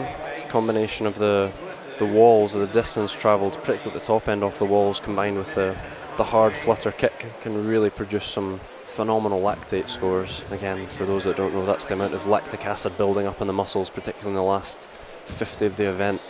Again, it's that balance of how far you go off the walls, the technique and the catch of your stroke, how long, how well can you hold on, the efficiency. Again, that war of attrition into that last 50 now. Well, 1:31.67 there for Alex Sargent. 50 to go here. And Rice Worley just going down into second position. It's very tight indeed at the front here. Looks like Alex Sargent might have just timed this one perfectly. Angus Allison coming back strongly in lane number 5. As we saw him finish strongly in the IM, is he going to spring a surprise here? Very close at the finish here. Allison coming back strongly, but Sargent takes it in 2:03.01. Alex Sargent ahead of Angus Allison. He looks happy, waving to the camera. And Alex Sargent takes that one. 2:03.01, the finishing time. Again, a sterling wipe out of the front there, but what a backup swim there from Angus Allison. A 400 IM into a 200 backstroke. That is quite an event. It's quite a session he's had himself there, but he's done really well. Putting it together in 2:03, not to be sniffed at. But again, bit of a different ballpark now with Craig McNally. Again, an absolute veteran of the backstroke. Scotland, he's been around for so long, and again, I think the 200 breakthrough long course in Barcelona back in 2013, is it now? Yeah, 2013, yeah. It was the final. He went through a 155, I believe. Again, fast forward nearly, 8 years later or so, it's still going strong. Yeah, he certainly is. McNally holds the Scottish record, 150.57, set in this very pool 2 years ago, in this very competition. Eye-wateringly quick. I think he'll be happy if he gets anywhere near that. So line up for this final: Cameron Travis and Jamie Ferguson. Aberdeen performance in 1 and 2. Mark Ford, City of Glasgow, in 3. Zach Speakman, who had a very good heat swim, improving his time, 157.14. McNally looked comfortable to win his heat in 158.76. Keir Edgar goes in lane 6 for City of Glasgow. Andrew Bertoli from Ellesmere College in 7. And Conor Massey from Aberdeen Performance in lane number 8.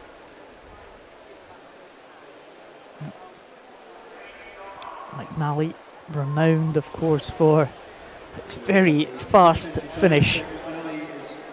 Again, it's the way he paces his race. It's always almost comical to watch him come back. You were speaking of a windmill earlier. It literally is a windmill with a turbo attached to it in those last 50s. He has experimented in the past with different approaches, but again, he's putting himself in a great position in that first 50. Yeah, again, a very experienced campaigner, Craig McNally.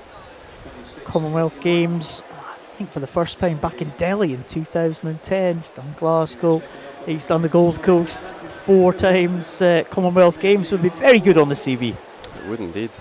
What a way, and again, who knows what his future could hold, but he's still putting himself in throwing his hat in the ring, and why not? Why not at the end of the day if he's still performing to his best? And we were talking about the longitude of the sport, people staying in for longer and achieving those results, and again, McNally testament to that. And he leads the rest of the field. Mark Ford in second place, Zach Speakman in third position, but McNally really showing his class here. He's going ahead of those two. Mark Ford just holding on to second position, the 18-year-old from City of Glasgow. Craig McNally, 29 years of age now. Yeah, well, it's not holding him back, is it? He's consistently doing 5 or 6 kicks off the wall, breaking out roughly at the 10-metre mark each time, and again, really maximising that beyond nearly 12 metres on that turn. Again, and the rate starts to build, that classic McNally style as he approaches the final 25. What has he got in the tank?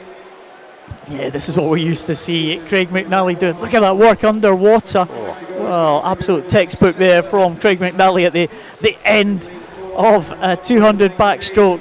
It's going to be another great swim from Craig McNally. Look at that time, 153.53 for Craig McNally. And he takes it comfortably ahead of Zach Speakman, who finishes second in 157.79, close to the time he did in the qualification heats this morning. And Mark Ford in third place. That will be your 3 medalists, with McNally dominant there all the way through that 200 backstroke. He was indeed. Great finish. But Mark Ford, 158.0. Again, it was a big drop from his heater final. I'm not sure of his best, but it's a great performance he put in there, dropping nearly 3 seconds, over 3 seconds from heat to final. But again, McNally holding his class. Again, that balance of the underwaters and really maximising that opportunity. Getting his pacing right, and I'm sure he'll be very pleased with that time. Great marker ahead of the long course season. Yeah. But again, we've seen the Commonwealth Games obviously on the horizon. The trials are about April time, I think. March, April time. Early April, I believe, yeah. I think it's Sheffield, back to the Forge. Ah. Yeah.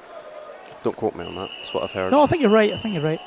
And we could have a very an interesting team this time. Some experienced campaigners, maybe some youngsters trying to build through as well. It's a great opportunity, isn't it?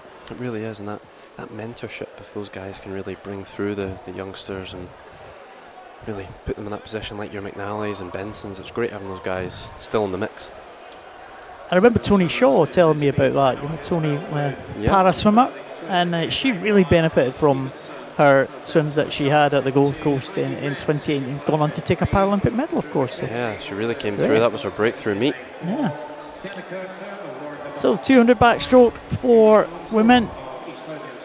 Isabel Wood up there in lane number 1. Ellis Davidson going in 2. Heidi Wren from City of Glasgow in 3. Drew McKenzie in lane number 4 for City of Glasgow. Kiana Kurtza, the 13-year-old from Warrender, in lane number 5. Ailey Armstrong in 6 from East Lothian, and Lucy Stoves from Dundee City Aquatic in lane number 7. Again, a very young field in this B final, the oldest being 16. No, wow. Wow, but look at that, Drew McKenzie. So that potentially could be the reason why she withdrew the 100 freestyle, focusing in on that 200 backstroke, and she's taking a commanding lead through into this first 100.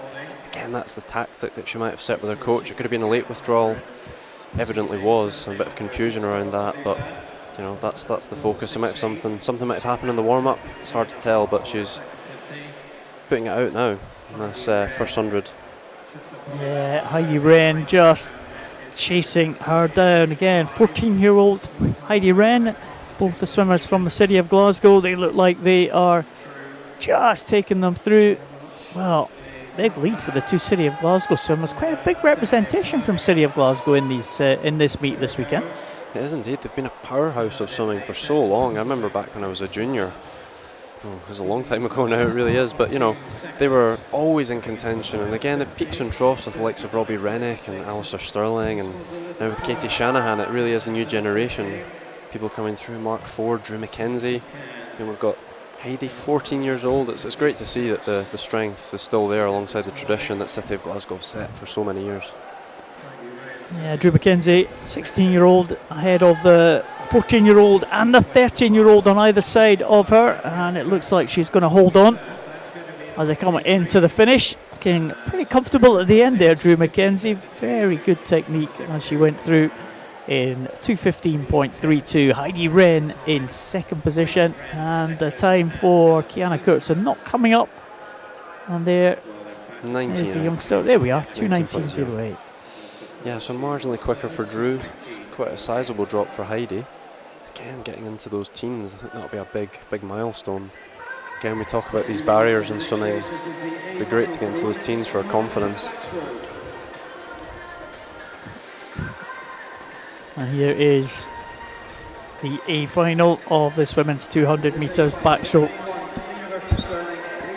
Get a big Edinburgh University presence here. Ellie Turner from University of Stirling, though, goes in lane 1. 2 from Warrender in 2 and 3. Anna Green and Rachel Saunders. Holly McGill from Heart of Midlothian goes in lane 4. Joanna Sacha, the Greek swimmer, representing Edinburgh Uni, she goes in lane 5. Ellis Shields from Edinburgh Uni in lane 6. Jennifer King from University of Stirling in 7. And Olivia Butler from Edinburgh University in lane number 8. Some usual suspects here. Jennifer King coming back from the States. And you've got other international prospects, such as the Greek swimmer from Edinburgh. It's great to see a few different folk in the mix. Yeah, both Holly McGill and Joanna Sacha swam good swims this morning in the heats. They're the fastest two qualifications, 2:10.00 and 2:10.40. The Shields also had a good swim to win her heat. And Ellie Turner, one of the pre-race favourites, out there in lane number 1. I wonder if she can make an improvement, bring herself into contention as well in this final. Good start though in lane number 5, I think that is Joanna Sacha, the Greek swimmer. Yeah, well ahead. Yeah, so Edinburgh University Masters student, again it's experience versus youth with Joanna and Holly in the centre lanes, but again the pacing from the heats, it's always hard to tell. You've got Jennifer King out in lane 7 putting in a good shift in this first 50. Yeah, Joanna Sacha in there using that 10 metres underwater, 30.27. Jennifer King was in second place there as they went through that first 50. Jennifer King starting to come back into contention here with the Greek swimmer from Edinburgh University in lane number 5. I believe that's Rachel Saunders in lane 3 coming through a little bit as well now. Might be into second or third. Definitely in third, potentially second. Looks like a third place there at the halfway mark. Yeah, Sacha there, 1:02.38 at the halfway point, half a second ahead of Jennifer King, who is around about half a second ahead of Rachel Saunders as well. And it does look like a good swim. Joanna Sacha, experienced swimmer, and she's holding off the challenge from Jennifer King here.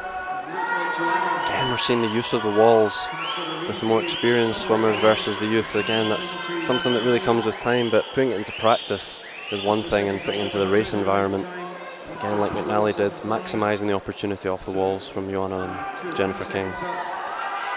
Don't discount Rachel Saunders and Holly, potentially making a late comeback. Holly in the middle lane. Yeah, Holly McGill coming back really strongly here, but Joanna Sacha, who just has the edge, she's had it right from the start of this race, trying to dip under the 2:10 mark. I don't think anyone can catch her. Holly McGill coming through really strongly in lane number 4, but it is going to be Joanna Sacha will take this one. A good time, look at that, 2:07.76. She takes it ahead of Jennifer King in second place, 2:09.00 for Jennifer King. And in fact, it's a dead heat for second. Holly McGill and Jennifer King absolutely together, 2:09.00. Well, Holly McGill was a 2:10.00, now 2:09.00.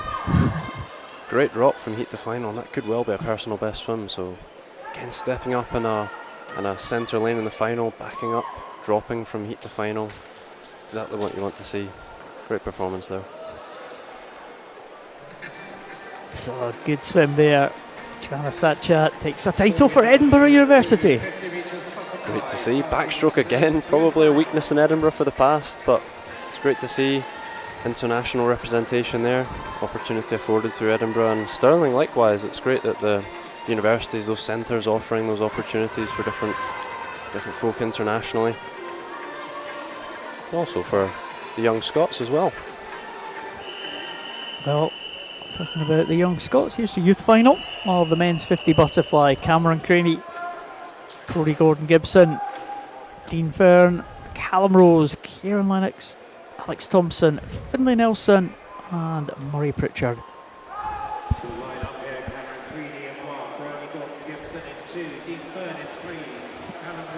Well, very, very tight here. Dean Fern has been in record-breaking form for his age group, 26.20. He went in the heats. He goes in lane number 3. Very close to the early leader, who's Callum Rose here in lane 4. Kieran Lennox also going well in lane number 5. It's going to be Callum Rose will take it. 25.26 for Callum Rose will take it. Kieran Lennox in second ahead of Alex Thompson. And Dean Fern, the young 13-year-old, well, he is faster than he went in the heats this morning. 25.98, a new age group record for Dean Fern. Is indeed, sub 26 at 13 years of age. That's a great swim. Again, a lot of youngsters coming through in the splash and dash events. Callum Rose looked good there to take that one for Warrender. That B final. Sorry, the youth final, I should say. Here is the B final. We have Rory McKinnon in lane 1. Stefan Kravich trying again to challenge an age group record for his 15 years at age group. Usain Cook, Mark Elrick, Ian Rose, Sean Sai, Luke Shaw and Tom Robertson. That's the lineup for this one. Again, I think there'll be a few folk trying to break into that 24 barrier here. 25 zeros in the heats. Stefan Kravich going for a 25.03. Well, it is going to be centre lanes. Tight, yeah, it's not much to look between everyone here. It's going to be 4 and 5. Mark Elrick and Ian Rose maybe. Oh, well, we've lost the scoreboard right at the end, and that's going to be a tough one to choose. That one. Oh boy, pick that one out, Jack. Couldn't tell you. Fly especially, that last stroke, it can all go. It can change so quickly. Oh, smattering of 24s across the board. Usain Cook, lane 3. Yeah, it takes that one there. Look at that, 24.76. No wonder we couldn't tell. 6/100ths of a second ahead of Mark Elrick and Rory McKinnon in third spot. 25.23 for Kravitz, just slightly slower than he went there in the heats this morning. And it was a disqualification. That's why we lost the scoreboard there for Ian Rose, disqualified in lane number 5.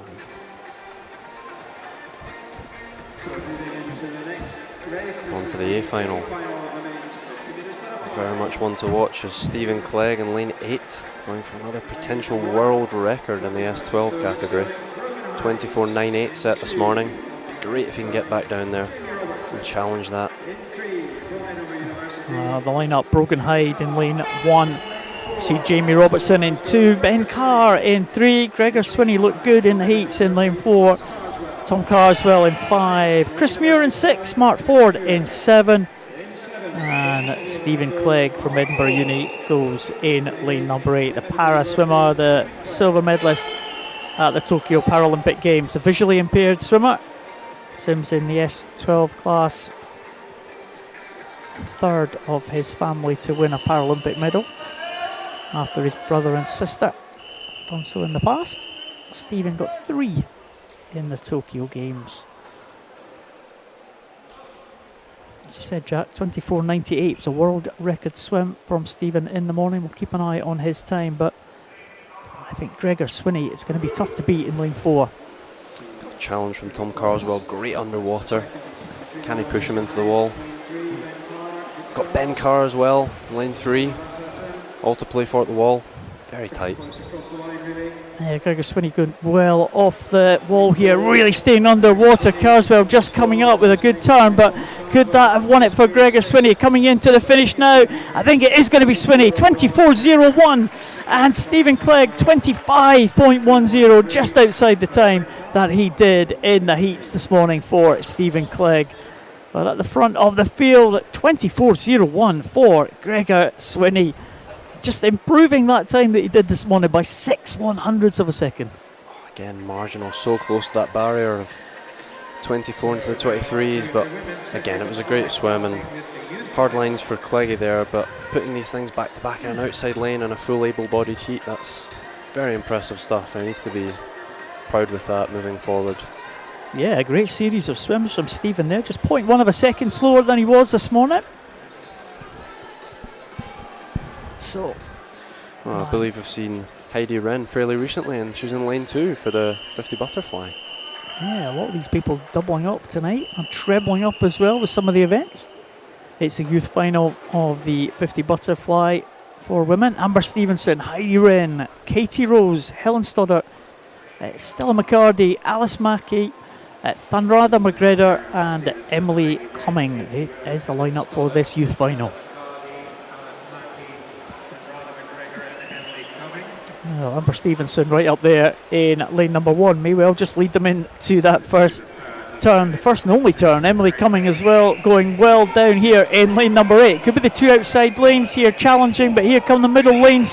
Helen Stoddart and Stella McCarty as well. Stella McCarty might take this one all in the finish, and it is Stella McCarty, 29.05 ahead of Alice Mackey and ahead of Amber Stevenson. But Stella McCarty, I think she must have just spotted that last touch perfectly there. It didn't look like there was half a second or 0.35 of a second in that. Again, the fly and the breaststroke, there can be such a huge difference in your final stroke. If you're caught a little bit short, you take a very quick one. We'll remember that Phelps finish, the 2008 100 fly. Again, it can be so marginal, and it's again your timing around these walls and into the finish can really be the difference.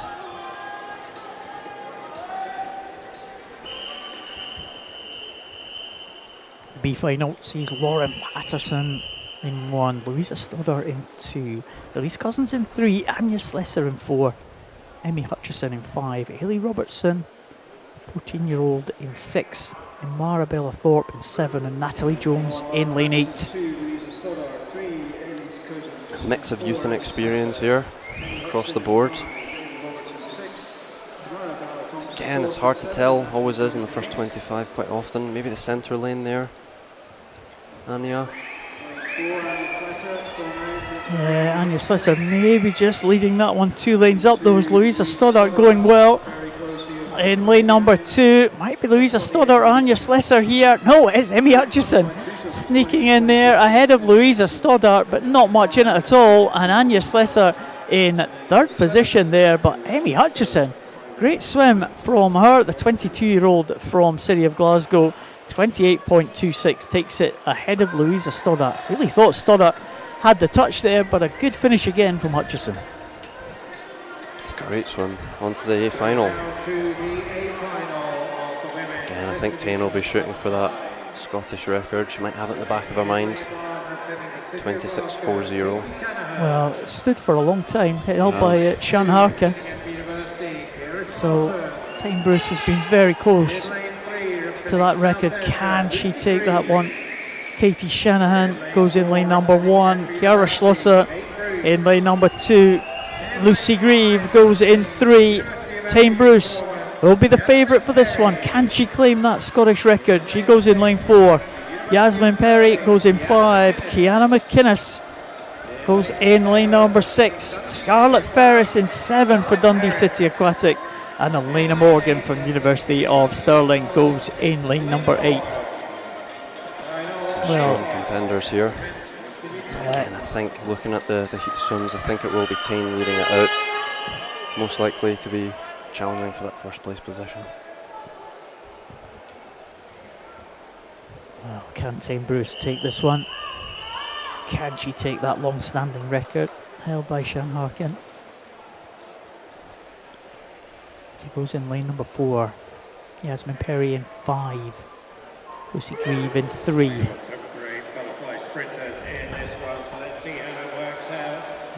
Good start there from Lucy Grieve in lane number 3. Tane Bruce now trying to play catch up from that start. It's very close at the turn. About 4 swimmers all in a row there at the turn. Tane Bruce using that underwater. Lucy Grieve also going well in lane number 3. Lucy Grieve looking very good here. She's going to get in ahead of Tane Bruce. All on the finish again, and Lucy Grieve gets it in 26.59. Kiana McInnes coming through for second position, and Tane Bruce in third place with 26.82. 1/100th of a second between Kiana McInnes and Tane Bruce. And it is Lucy Grieve who takes it. 26.59 from Lucy Grieve. It was a great start she had, you have to say. That was a very good start. Huge drop from the heat to final, and that was a national age group record for 17-year-olds there from Lucy Grieve. So a huge drop. Huge drop. I think that'll be a significant personal best time. Again, the fly in Scotland now is really coming on. All these swimmers will be likely the top 3 there, challenging for places next year in the long course season. Again, breaking into that 20, into the 26s is a great performance across the board. Yeah, really good there. Good swim from Kiana McInnes as well. Probably more renowned as a longer distance fly swimmer. Kiana McInnes, the 200 fly, a speciality for her as well. But yeah, great swim from Lucy Grieve. You cannot take that away from her. I thought Tane Bruce would be first out to the wall, but it was Lucy Grieve who had that lead from the dive. It all kind of closed up at the turn, but it was a good second 25 as well from Lucy Grieve. Yeah, well, I think Tane got a little bit stuck on the block there. Again, the margins are so fine in these 50 events. If you get caught out, it can be really are playing catch up, which I think she was a bit there, like you said, around the wall. Yeah, just managed to almost get back into contention there after that start from Lucy Grieve, and it was good off the turn, but maybe just slightly better from Lucy Grieve, and that just kind of gave her that momentum going into that second 25. It's again small margins in that, isn't it? 50 really fly, 26.59. You could see it in that final stroke, who had the better position, and Lucy throwing her arms forward like she did. Tane just maybe a marginal glide. Again, these things make a huge difference in the fly. Yes. Onwards into the relays. Absolutely. And mixed 4x50 freestyle. Heat 1 of 3. Well, it's a freestyle really, so you can kind of you've got the choice really where to put the male and the female swimmers. We've got a team from Broch, led out by Ryan Broadley. I've got Stirling Swim, led out by Greer van der Meulen. Dundee City Aquatic, led out by Evan Davidson, and Geary, led out by Fraser Tetlow. It's a mixed 4x50 metres freestyle relay. This is the first of the 3 heats. Dundee City Aquatic going out very well. Evan Davidson, we've seen him swim earlier today. He goes and leads Dundee City Aquatic through. Greer van der Meulen from Stirling Swim, and Murray Dixon going in for Stirling Swim next to Scarlett Ferris from Dundee City Aquatic. So the Stirling Swim would put their 2 male swimmers off first. that is generally the best tactic to go for most of the time, but that's not necessarily the case all the time, because again it's tactical. Who's your stronger sprint freestyler? Some of these swimmers might not necessarily be sprint 50. Again, comes down to the coaching decision. So Melissa Turnbull holding that lead for Stirling Swim. Martha Reeves going for Dundee City Aquatic in lane number 5, and it looks like it is going to be that Stirling Swim going into that final leg there.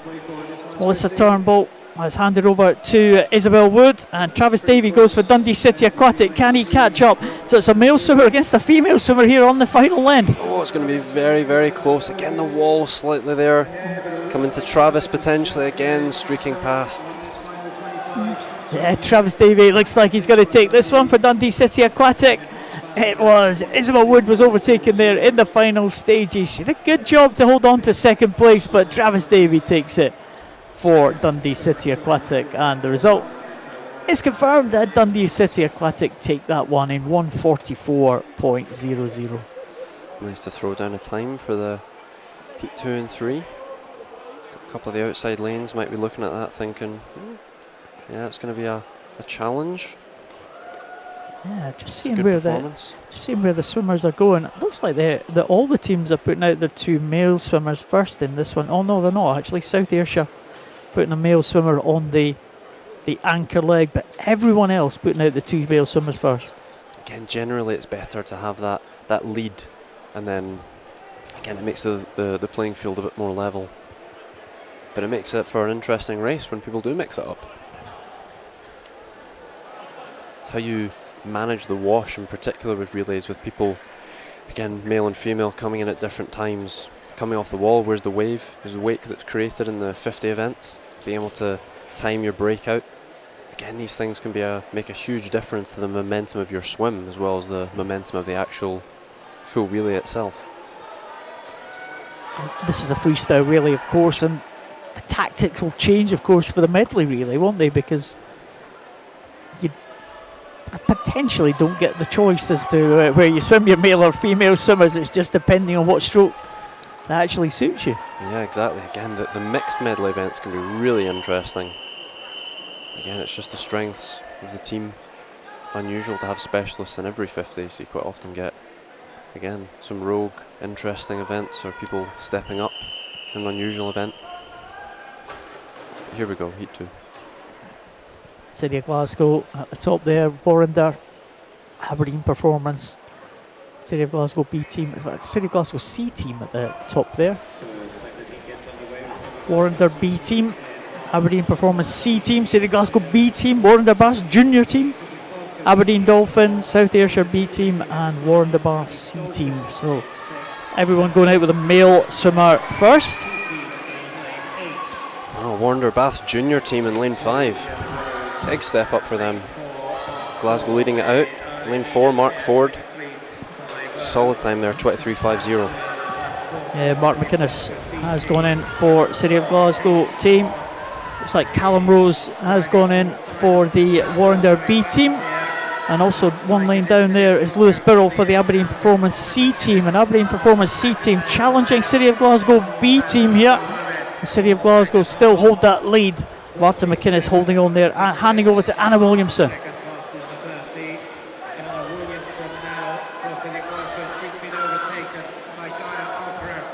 Lane 7 are the only team with a male swimmer finishing on the end leg, so it'll be interesting to see where they can place. Again, the real contest coming from University or Performance of Aberdeen in lane 3. Yeah, Guy Alcaraz bringing them into the lead. Yvonne Brown going on the final leg here, and she has got Olivia Mason and Emmy Hutchinson on either side. Olivia Mason in lane number 4, but in fourth leg here in lane number 2. It's Yvonne Brown just holding off the challenge though, and South Ayrshire coming through with Dylan Cashmore. It's going to be too late for them though. Yvonne Brown is coming to the finish, and she will take that one for the Aberdeen Performance team. Yvonne Brown into the wall first. Olivia Mason, I think, followed her home, but the screen has gone blank again, Jack. No potentially disqualification. Takeovers can be so marginal in these relay events. Oh, it is lane number 4. City of Glasgow B. Well, they were right up there in contention, the City of Glasgow B team, but it's the Aberdeen Performance C team that take that one in 140.61. That's ominous if the C team can take that second heat. One more heat to come. Again, likely a takeover there, I think. Can be such fine lines in the relay. You're putting yourself out there. I've been in the unfortunate position where I've disqualified teams before. Again, you're putting it all out there, and you know, timing really is everything. It's practice, practice, practice with relay takeovers. Oh, strong field for this final heat. Edinburgh Uni B team goes in lane 1. Glasgow City of Glasgow A team in 2. University of Stirling B team in 3. University of Stirling A team in 4. Edinburgh University A team in lane number 5. Aberdeen Performance A team in lane number 6. South Ayrshire A team in 7. And Aberdeen Performance B team in lane number 8.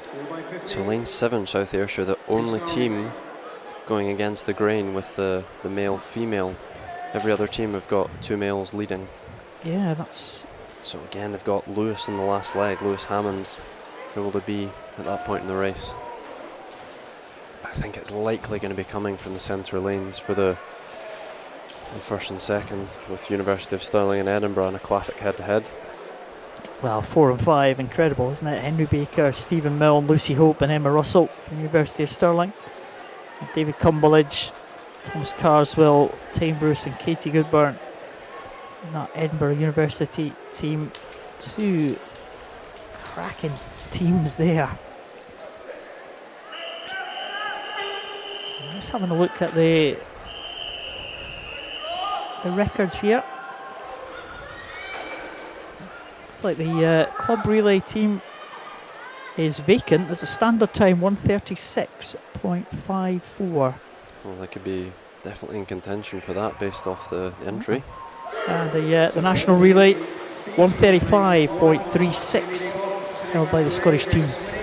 So out ahead in the early stages. Cumberledge, well, no surprise there that he leads the field. A great start for the Edinburgh University team, giving them an excellent opportunity here to capitalise on that. Henry Baker going well for University of Stirling, but Cumberledge had a big lead over to his teammate Tom Carswell. 1/100th away from David's personal best there, lifetime personal best. Huge swim, 21.53. Well, Carswell holding off Stephen Milne. Stephen Milne really trying to come back now, try and bring University of Stirling back into contention. But Carswell still holds the lead. Tame Bruce going in for Edinburgh University. Lucy Hope going in for University of Stirling. Tame Bruce holding on well, and Lucy Hope coming back though. And it's going to be right down to the line. We've got Tane holding on, Lucy breathing towards her. Tane is quick breath there. We've got Emma Russell, Katie Goodburn to finish. It's going to be very close. Great takeover from Katie. It was a very good takeover from Katie Goodburn, and that's given her a chance now against Emma Russell. This is going to be a cracking swim here. They're coming into the final turn. Katie Goodburn still has the advantage over Emma Russell. Edinburgh University against the University of Stirling. It's all coming down now to the final stages. Katie Goodburn holding on. Emma Russell coming back. It's on the finish, and it goes to Katie Goodburn. It goes to the University of Edinburgh, 133.96, and that has got to be a new record time. What a swim there from Katie Goodburn on that final leg. 133.96 ahead of 134.09. Oh, what a performance. David really set it up right from the start, and some phenomenal effort from the middle swimmers there, and that takeover from Katie at the end there. Oh, that was such a good performance from Edinburgh University. Great way to end with a new record. It was an excellent way to end, and Edinburgh University finishing on a high, Jack. They are. We're a slow burner there, but I think that was a great way to end. Long may it continue through tomorrow and Sunday. Well, we always knew it was going to be a good contest in that relay between Stirling and Edinburgh universities, and that is how it proved. Well, thanks very much for your company, Jack. I hope you enjoyed your session tonight. Did indeed. It was great. Thanks again for having me. Thoroughly enjoyed that. It's been excellent. Great to get your insight. And you're back tomorrow night as well? Yes, I am. Look forward to it. Good stuff. And of course, before tomorrow night, of course, we've got the heats for qualification for tomorrow's session. It will be day 2 of this winter short course meet here at the Royal Commonwealth Pool in Edinburgh. Coverage starts tomorrow morning at 8:55, ready for a 9 o'clock kickoff for the first event. Should be another cracking day in Prospect. We've had a great day today, record-breaking swim, some really close contests, and we've enjoyed it. So from Jack and I for tonight, it's goodbye, and please tune in and join us again on the live stream tomorrow. Good night, see you tomorrow.